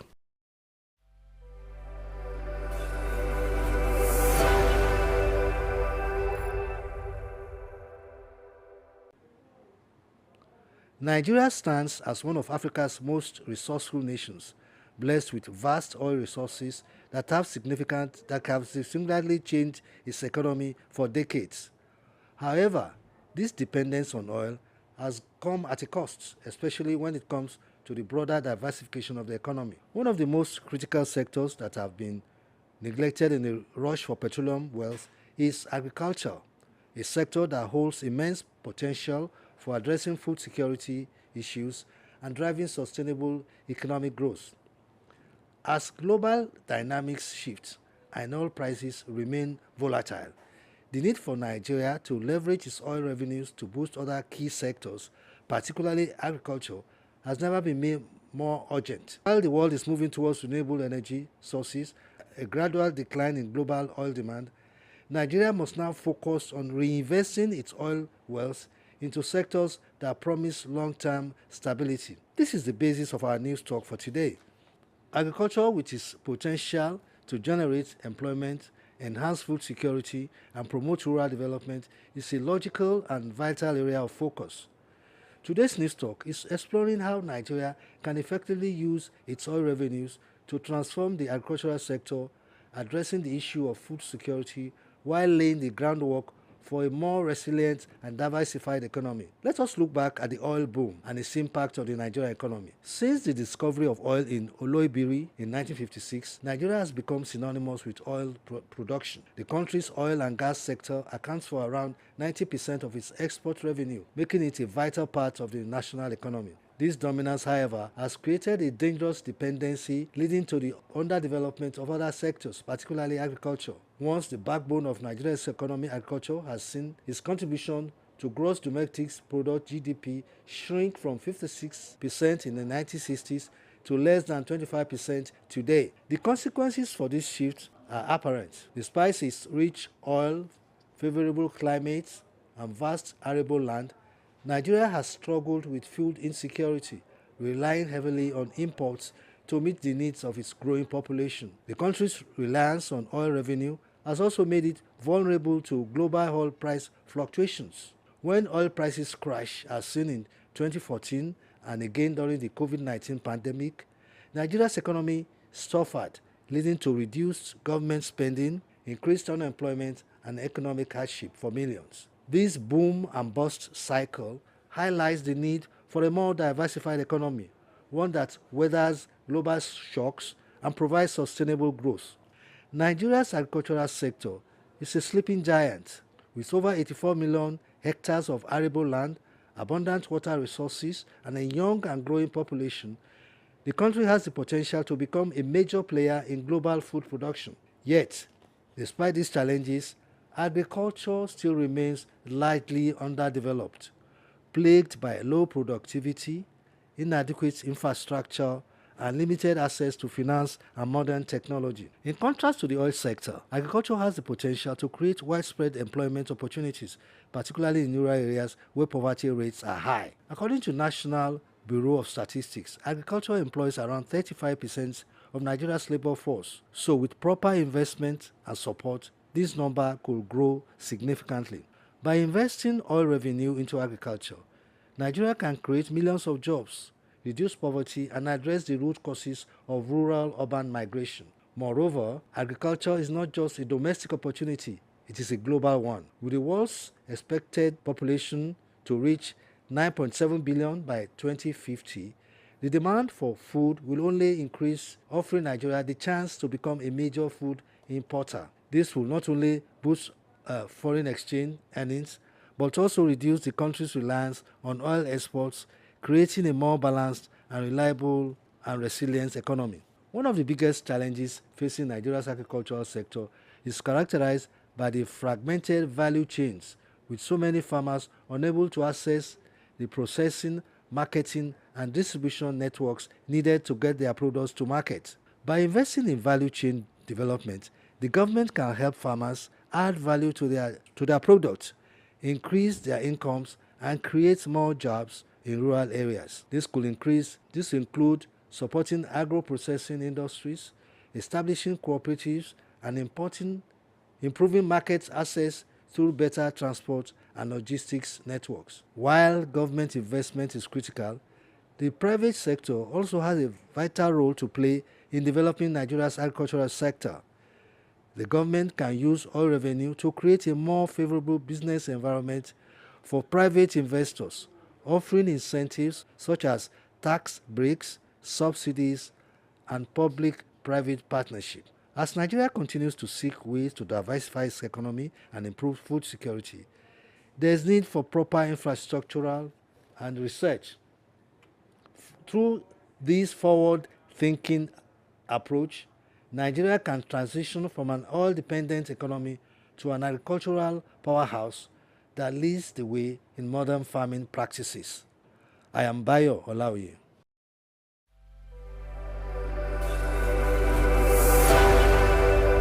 In today's fast-paced world, it feels like we are always talking about technology, competition, and career success. But somewhere along the way, we are overlooking something important: character. By that I mean the set of positive qualities, beliefs, and values that guide how we behave and interact with others. Let us name a few of these values: honesty, kindness, responsibility, courage, and solidarity. Bringing character to the front burner is a task for everybody: schools, families, universities, religious leaders, and public and private organizations. I want to look at the role of universities in achieving this goal in today's news talk. While incorporating character education in Nigerian universities is so important, I am Bayo Olaoye. We may be forgetting that universities are not just about producing experts in their fields. When education is mentioned or comes up in conversation, much is said about getting top grades, landing a high-paying job, or mastering technical skills. For sure, technical knowledge and skills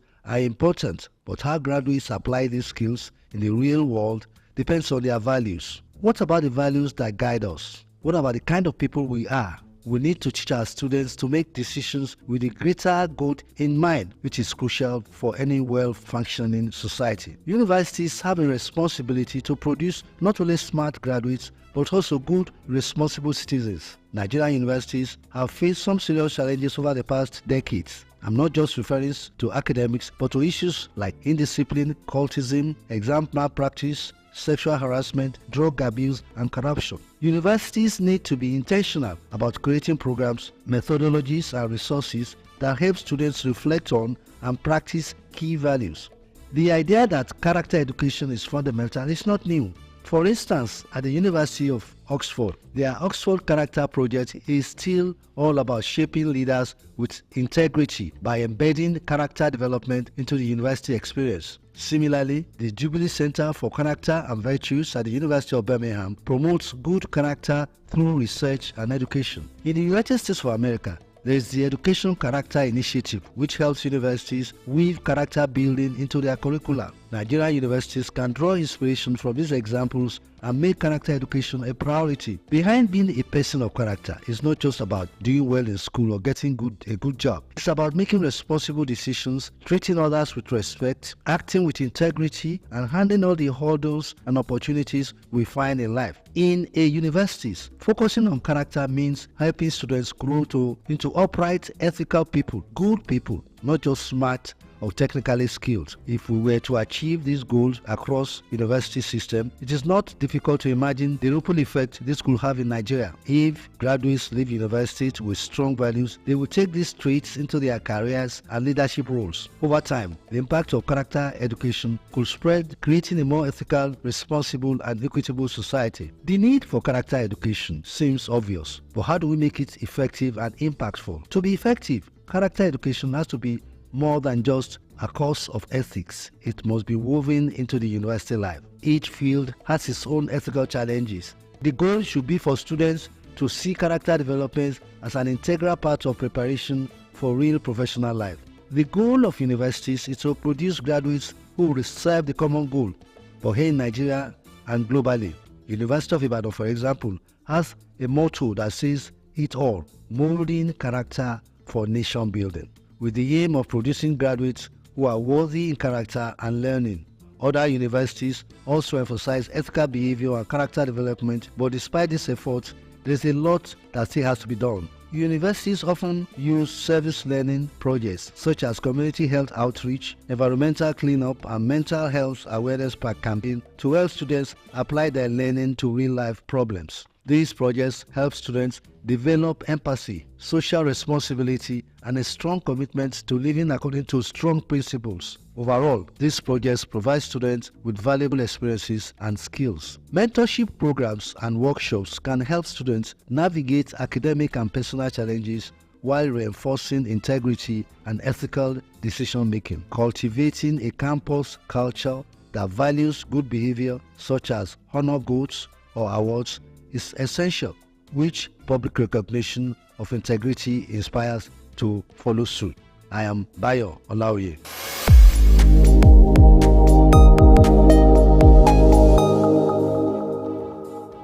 The National Union of Food, Beverages and Tobacco Employees Senior Staff Association has made a passionate appeal for urgent presidential intervention by President Bola Tinubu to resolve the crisis created by the refusal of the National Agency for Food and Drug Administration (NAFDAC) to comply with the resolution of the House of Representatives directing it to lift the ban on the production of alcoholic drinks in sachets and small PET bottles. The association made the appeal in an open letter sent to President Bola Tinubu and made available to our newsroom on the 16th floor of Necom House, 15 Marina, Lagos. In the petition signed by National President of National Union of Food, Beverages and Tobacco Employees, Comrade Garba Ibrahim, and the National President of the Food, Beverages and Tobacco Senior Staff Association, Comrade Jimo Uyibo, the union requested for the fatherly intervention of the President in what is called this lingering, unnecessary, intransigent refusal of the Director General of NAFDAC to comply with the resolution of the House of Representatives which directed it to lift the ban on alcoholic drinks in sachets and small PET bottles in its resolution on the whole House dated on the 14th of March 2024. The union expressed its profound gratitude to the President for his fatherly concern and exemplary leadership in the resolution of the minimum wage crisis, and expressed the hope that this groundbreaking achievement will go a long way in calming tensions in the unions and the organized private sector in the quest for the improvement of the economic well-being of the struggling but ever-enduring Nigerian working masses.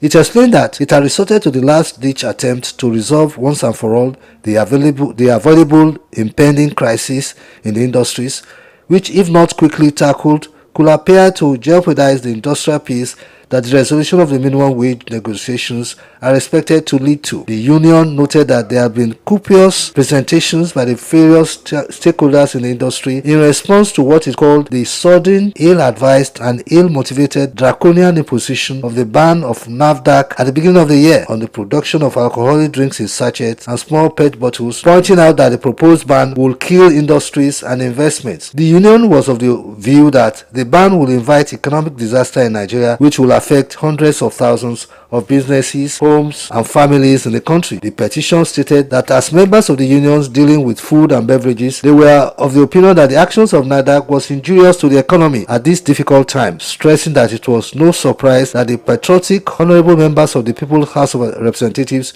unanimously passed the resolution due to stave off the looming danger to the economy. It observed that the position of the Director General of NAFDAC, Professor Mojisola Adeyeye, after the resolution was that she was waiting for ministerial directive before compliance. It wondered how long it will take the DG of NAFDAC to get the so-called ministerial directive months after the resolution of the House of Representatives. The union said that it did not want to allege or suggest that it appeared that the DG of NAFDAC was acting against national or public interest, as even the Distillers and Blenders Association of Nigeria, the BAN, have appealed to NAFDAC to suspend the ban. In its resolution, the House of Representatives stated that government regulatory bodies should place more emphasis on regulation, monitoring, and enlightenment campaign to educate stakeholders and the general public on the dangers of underage consumption of alcoholic drinks and its sale in motor parks. It also resolved that the enlightenment campaign should be carried out in secondary schools across the country as practiced by the National Drug Law Enforcement Agency (NDLEA) to educate students on the dangers and vices associated with the abuse of alcohol. It tasks parents, religious bodies and non-governmental organizations (NGOs) should be tasked to counsel their children or ward especially the underage, on the dangers of alcohol consumption and that regulatory mechanisms should be strengthened to ensure enforcement and compliance. We call on Professor Muji Adeyeye, the DG of NAFDAC, to conform to and comply with the resolution of the House of Representatives in the interest of the public and adhering to the rule of law. There is no individual in Nigeria that is above the law. She should do the needful by lifting this ban on the production of alcoholic drinks in sachet and small PET bottles. I am Bayo Olaoye.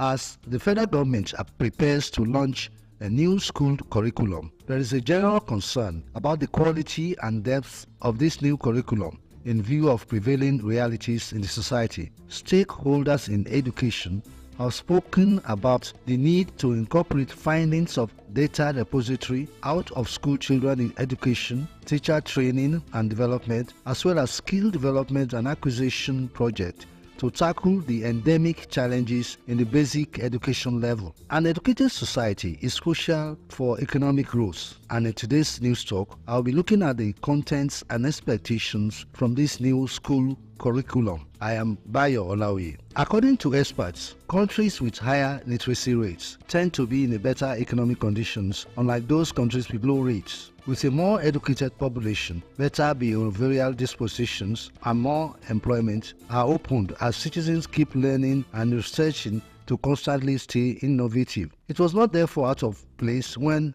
President Bola Ahmed Tinubu, as part of his 8-point agenda, decided to prioritize education by giving approval to the Federal Ministry of Education for a project called DOTS, DOTS, an acronym for Data Repository Out of School Children Education, Teacher Training and Development, and Skills Development and Acquisition. DOTS is aimed at ensuring an overhaul of the sector for improved learning and skill development, increased enrollment, and ensure the academic security of children. DOTS is also designed for creation of data repository to address the paucity of coordinated, veritable, and authentic data on all aspects of education sector in Nigeria. However, as the stakeholders are awaiting the reports of DOTS, the Federal Ministry of Education said it is preparing to launch a new school curriculum. One hopes that DOTS initiative will strengthen the outlines of the new school curriculum. The Minister of Education, Professor Tahir Maman, who announced that a new school curriculum was in the offing, explained that the new curriculum will be aimed at both primary and secondary schools and was designed to address ongoing concerns surrounding the behavior and values of young Nigerians. While in a new curriculum for primary and secondary schools is desirable, it is relevant that the ministry must tackle the rising number of out-of-school children in the country. UNICEF noted that the alarming figure positions Nigeria as a country with the highest number of out-of-school children globally. To address this challenge, UNICEF is collaborating with the Universal Basic Education Commission to develop the national framework for action to reduce the number of out-of-school children in Nigeria and the retention, transition, and completion model. Also, with 6 years remaining before the United Nations Sustainable Development Goal (SDG) target date of 2030, Nigeria is among the many nations grappling with the task of achieving the SDG4, Quality for Education for All. According to the United Nations Education and Scientific Organization (UNICEF), 250 million children worldwide still lack access to good education. The 2022 UNICEF report on the state of global learning poverty offers a grim picture of increasing number of out-of-school children and of declining educational systems, learning content, and teaching methods. The report claims that 56% of children worldwide were suffering from learning poverty before COVID-19 hit a staggering 89% in sub-Saharan Africa, and this figure is predicted to have skyrocketed since the pandemic.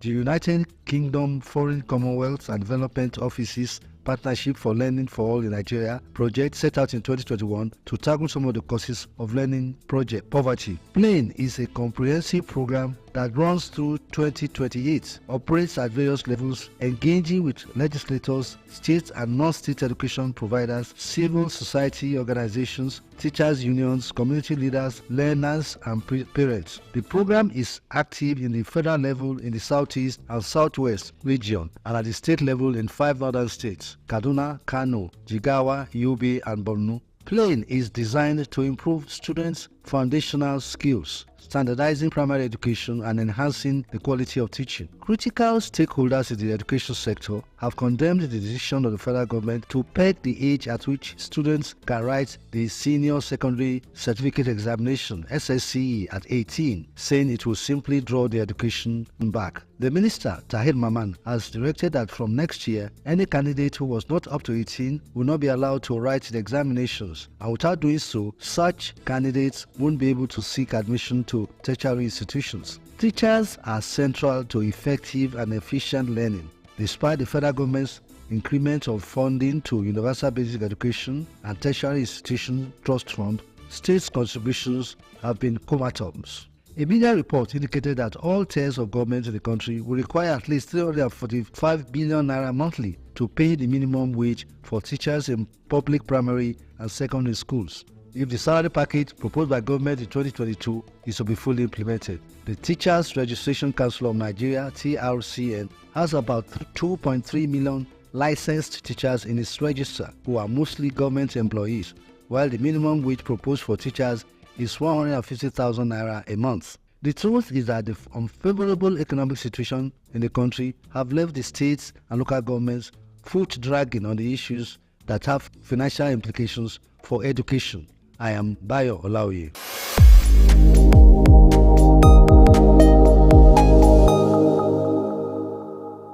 Nigerian women at home and in the diaspora have made remarkable impacts in their chosen professions, especially in the medical field, where they have made headlines. As we bask in the glow of their achievements, we take a look at one of them as we pay special focus on Nigeria's most outstanding and impactful women in leadership. Professor Rosemary Agu is a distinguished consultant obstetrician gynecologist at the University of Port Harcourt Teaching Hospital and an associate faculty at Andran Labs, Birmingham, and Women's Hospital, Harvard School of Public Health in the United States of America. Graduating with distinction from the University of Benin in 1999, she pursued her residency training in obstetrics and gynecology from 2003 to 2008. Her dedication and expertise earned her fellowships from the West African College of Surgeons, the National Postgraduate College of Nigeria. She also has a master's degree in reproductive health from the World Bank Center of Excellence in Reproductive Health Innovation, University of Benin. As we hail Nigeria on this 64th independence anniversary, I am Bayo Olaoye. A prominent advocate for reproductive health, Professor Agu has led research activities, sensitization campaigns, capacity building initiatives, and public talks on radio and television. She actively participates in implementation research for adolescents and women's health and has authored over 80 publications and reviewed many journals. Professor Agu was co-investigator of the increasing women's access to skilled pregnancy care to reduce national perinatal mortality in Nigeria, one of the implementing researching team. Proposals funded by the Innovating for Maternal and Child Health in Africa, a $36 million program funded by Foreign Affairs Trade and Development Canada, International Development Research Center, and the Canadian Institute of Public Health Research. Professor Agu was a principal investigator of the Ford Foundation-funded Increasing Access to Youth-Friendly Services in hard-to-reach areas of Rivers State and World Diabetes Foundation Gestational Diabetes Mellitus Control Program in the Niger Delta region. Currently, Professor Agu serves as a faculty board member of the National Postgraduate Medical College of Nigeria, the apex institution for the training of postgraduate medical doctors and dentists, and is the national president of the Nigerian Medical Women's Association in Nigeria. Married with children, she remains dedicated to advancing healthcare education and advocacy for a better world. Explaining what inspired her career choice and how she has been able to take her career to an enviable height, the outstanding medical practitioner stated that her career choice was inspired by her father, adding that she wanted to do computer science, but her father prevailed on her. Professor Agu pointed out that the journey so far had been great, as she loved her work with a passion to teach medical doctors and students. She described her career so far as phenomenal. She added that she had paid her dues transiting from a baby doctor to a house officer, then a resident doctor, a consultant obstetrician gynecologist, senior lecturer, and later a professor, all within 20 years. Dedicated and intelligent, she became a professor in 2018. Professor Agu has become an inspiration to young medical practitioners, especially the females who are desirous making their mark in their chosen fields. When asked about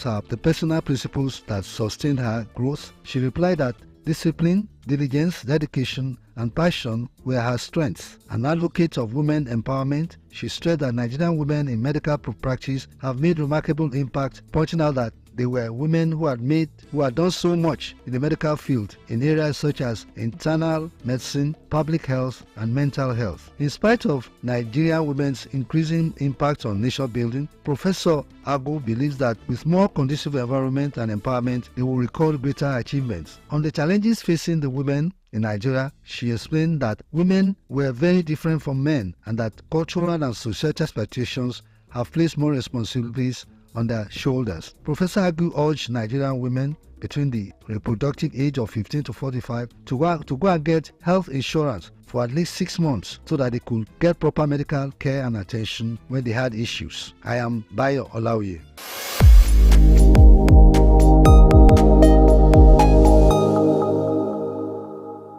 As we mark the 64th independence anniversary of this great country, we take a look at some of the historic infrastructure that adorn the city of Lagos. No matter their state and status right now, they give all of us with nostalgia and patriotism as they bring back memories dating back many years ago. In today's news talk, I will be focusing on the iconic Tinubu Fountain, which is part of Tinubu Square, right in the heart of Central Business District of Lagos Island. I am Bayo Olaoye. The Tinubu Fountain, situated in the bustling heart of Lagos Island, is a significant cultural and historical monument that pays tribute to one of Nigeria's influential figures, Abibatu Mogaji Tinubu. Born in 1916, Abibatu was a formidable market leader and a champion for the rights of traders, particularly women. Her legacy was intricately woven into the fabric of Lagos' social-economic landscape, making the fountain a fitting homage to her contributions. Abibatu Mogaji Tinubu rose to prominence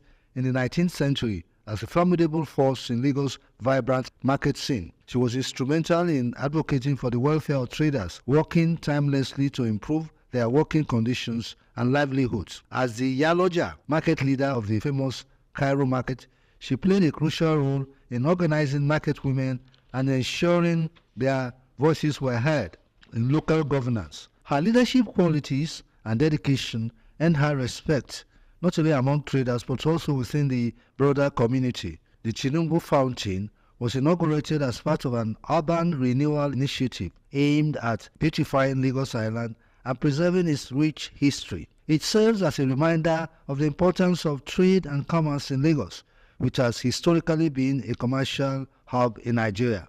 The fountain's design incorporates traditional elements that reflect the culture and heritage of the Yoruba people, blending artistry with functionality. The fountain is more than just a decorative feature. It is an architectural marvel that captures the essence of Lagos history.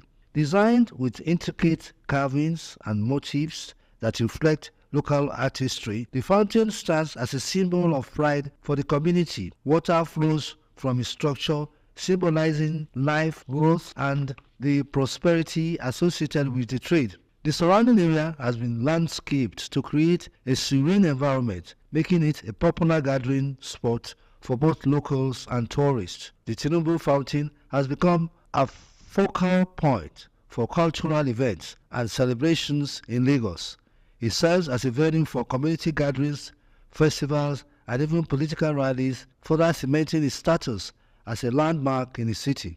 The fountain not only represents the legacy of Abibatu Mogaji Tinubu, but also embodies the spirit of resilience and entrepreneurship that characterizes the people of Lagos. Today, Tinubu Fountain stands as a testament to the enduring impact of Abibatu Mogaji Tinubu's work. It symbolizes the empowerment of women in commerce and highlights the vital role of markets in Nigeria's economy. As Lagos continues to grow and evolve, the fountain remains a reminder of the city's rich history and the contributions of those who have shaped its narrative. In recent years, there have been calls to enhance the surrounding area and ensure that the fountain is well maintained, reflecting a collective desire to honor the past while looking towards the future. As a monument to trade and community, the Tinubu Fountain continues to inspire new generations, reminding them of the importance of resilience, advocacy, and community spirit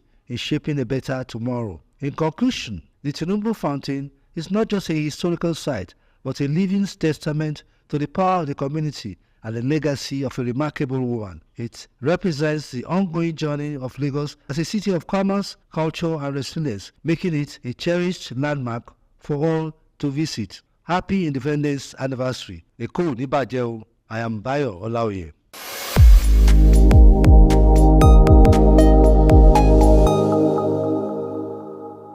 The Federal Secretariat is a 15-story building in Ikoyi, Lagos. As we celebrate Nigeria's independence anniversary, we have memories of this edifice, which is now in a state of disrepair. Today's news talk, I'll be talking about the need to resuscitate this edifice, which has become an eyesore and a ridicule. I am Bayo Olaoye.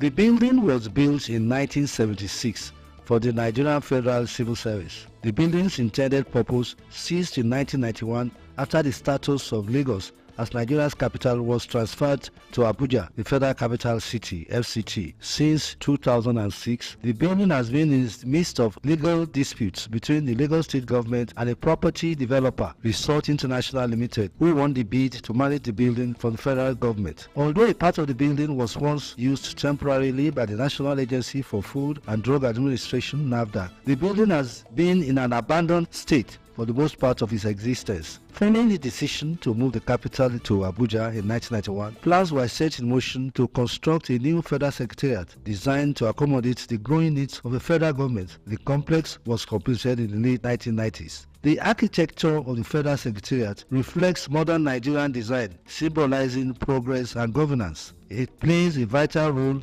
in the administration of the country's housing important ministries that oversee various aspects of national development. Today, the Abuja Federal Secretariat stands as a central hub for Nigeria's political activities, representing the heart of governance in the country. It embodies the aspirations of a nation striving to effectively leadership and democratic governance. Another historical monument in Lagos that captures our attention is the National Stadium, Lagos. The Lagos National Stadium is a multi-purpose stadium in Surulere, Lagos State. It comprises an Olympic-sized swimming pool arena and a small-purpose arena used for athletics, rugby union, basketball, table tennis, wrestling, and boxing matches. It was used mostly for football matches until 2004. It has hosted several international competitions, including the 1980 Africa Cup of Nations final, the 2000 African Cup of Nations, and the FIFA World Cup qualifying matches. It also served as the main stadium for the 1973 All-African Games. When the stadium was built in 1972, it had a capacity for 55,000 people. The capacity was later reduced to 45,000 in 1999. The highest attendance was 85,000 naira was recorded in the final match of the African Cup of Nations 1980 between Nigeria and Algeria. Its 50-meter pool was closed in 1999. For unknown reasons, the National Stadium of Lagos has been left in a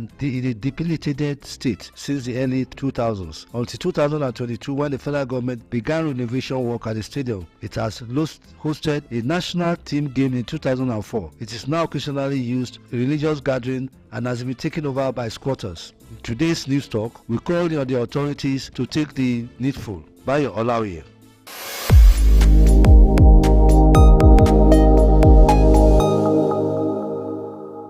My name is Bayo Olaoye.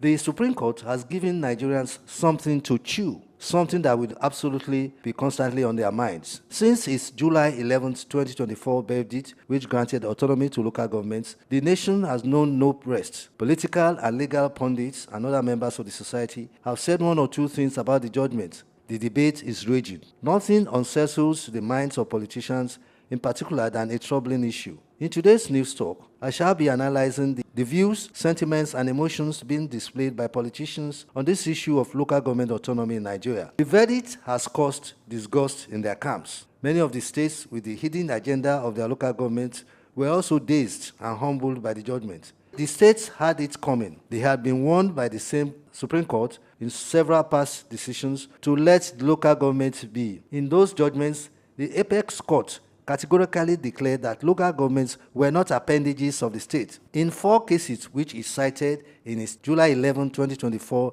landmark judgment, the court recalled saying in Ajunwon versus Governor of Oyo State 2021, Governor of Ekiti State versus Olubunmi in 2017, Eze versus Governor of Abia State and others in 2014, Friday versus Governor of Ondo State in 2022, that the local government is autonomous and should be left alone. In these judgments, the Supreme Court ruled that it is unconstitutional, illegal, and of no effect for a local government to be run by a caretaker committee, interim council, administrator, or any other name, agency, or body. It ruled that a democratically elected local government does not exist at the pleasure, whims, and caprices of either the governor or the state house of assembly. The misconception by the state authorities that the Constitution does not intend to grant and guarantee autonomy to the local government can be described as sheer aggrandizement and a selfish instinct to conquer and make the local government mere parastatals of the state. It is unthinkable that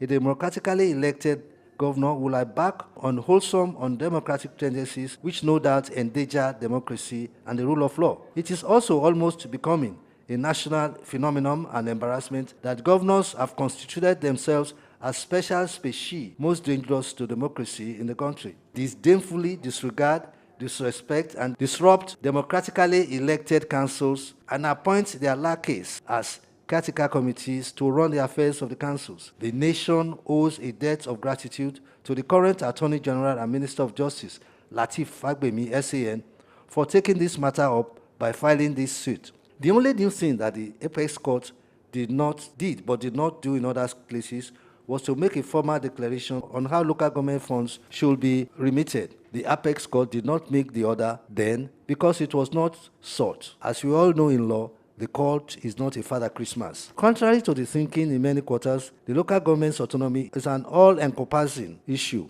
It is not only financial, it is political and administrative. The local governments have for long suffered in the hands of governors who treat the council chairman like serfs. The chairman must kowtow to them or be removed from office with ignominy. Local governments may not be known under a federal system like ours in the same way that the federal government and the states are recognized, but they have a constitutional role to play in governance. The states should allow them to play this role. This is what the Supreme Court had been saying in a number of judgments, but the message did not sink well until July 11, 2024. The clincher or final blow was his bearing of the states from no longer taking custody of the funds of local governments. By that singular action of striking down Section 162B of the Constitution, the Apex Court pulled the rug from under the feet of the states. Up till now, they do not know what has hit them.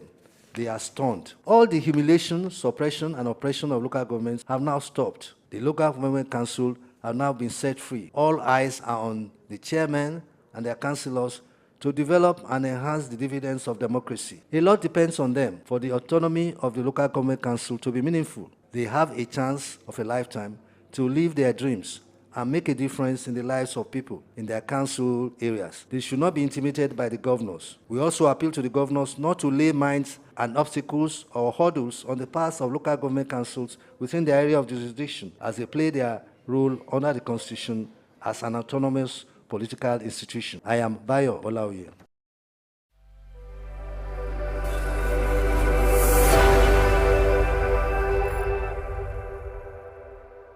As Nigerians tackle the federal government over bad governance, as witnessed during the End Bad Governance nationwide protest, they neglect, fail, or refuse to equally address the same issues at the state level. This oversight hampers efforts to enhance transparency and improve accountability mechanisms at all levels of government in Nigeria. The truth is that most state governments lack transparency and accountability in governance. This has been particularly evident in the recent disbursement of 5.34 trillion naira to state governments from the Federation Account Allocation Committee, having been told that the money was not a grant from the federal government but a World Bank loan meant to aid COVID-19 recovery. In today's news talk, I will be analyzing the need for good governance at the state level in Nigeria. It is annoying that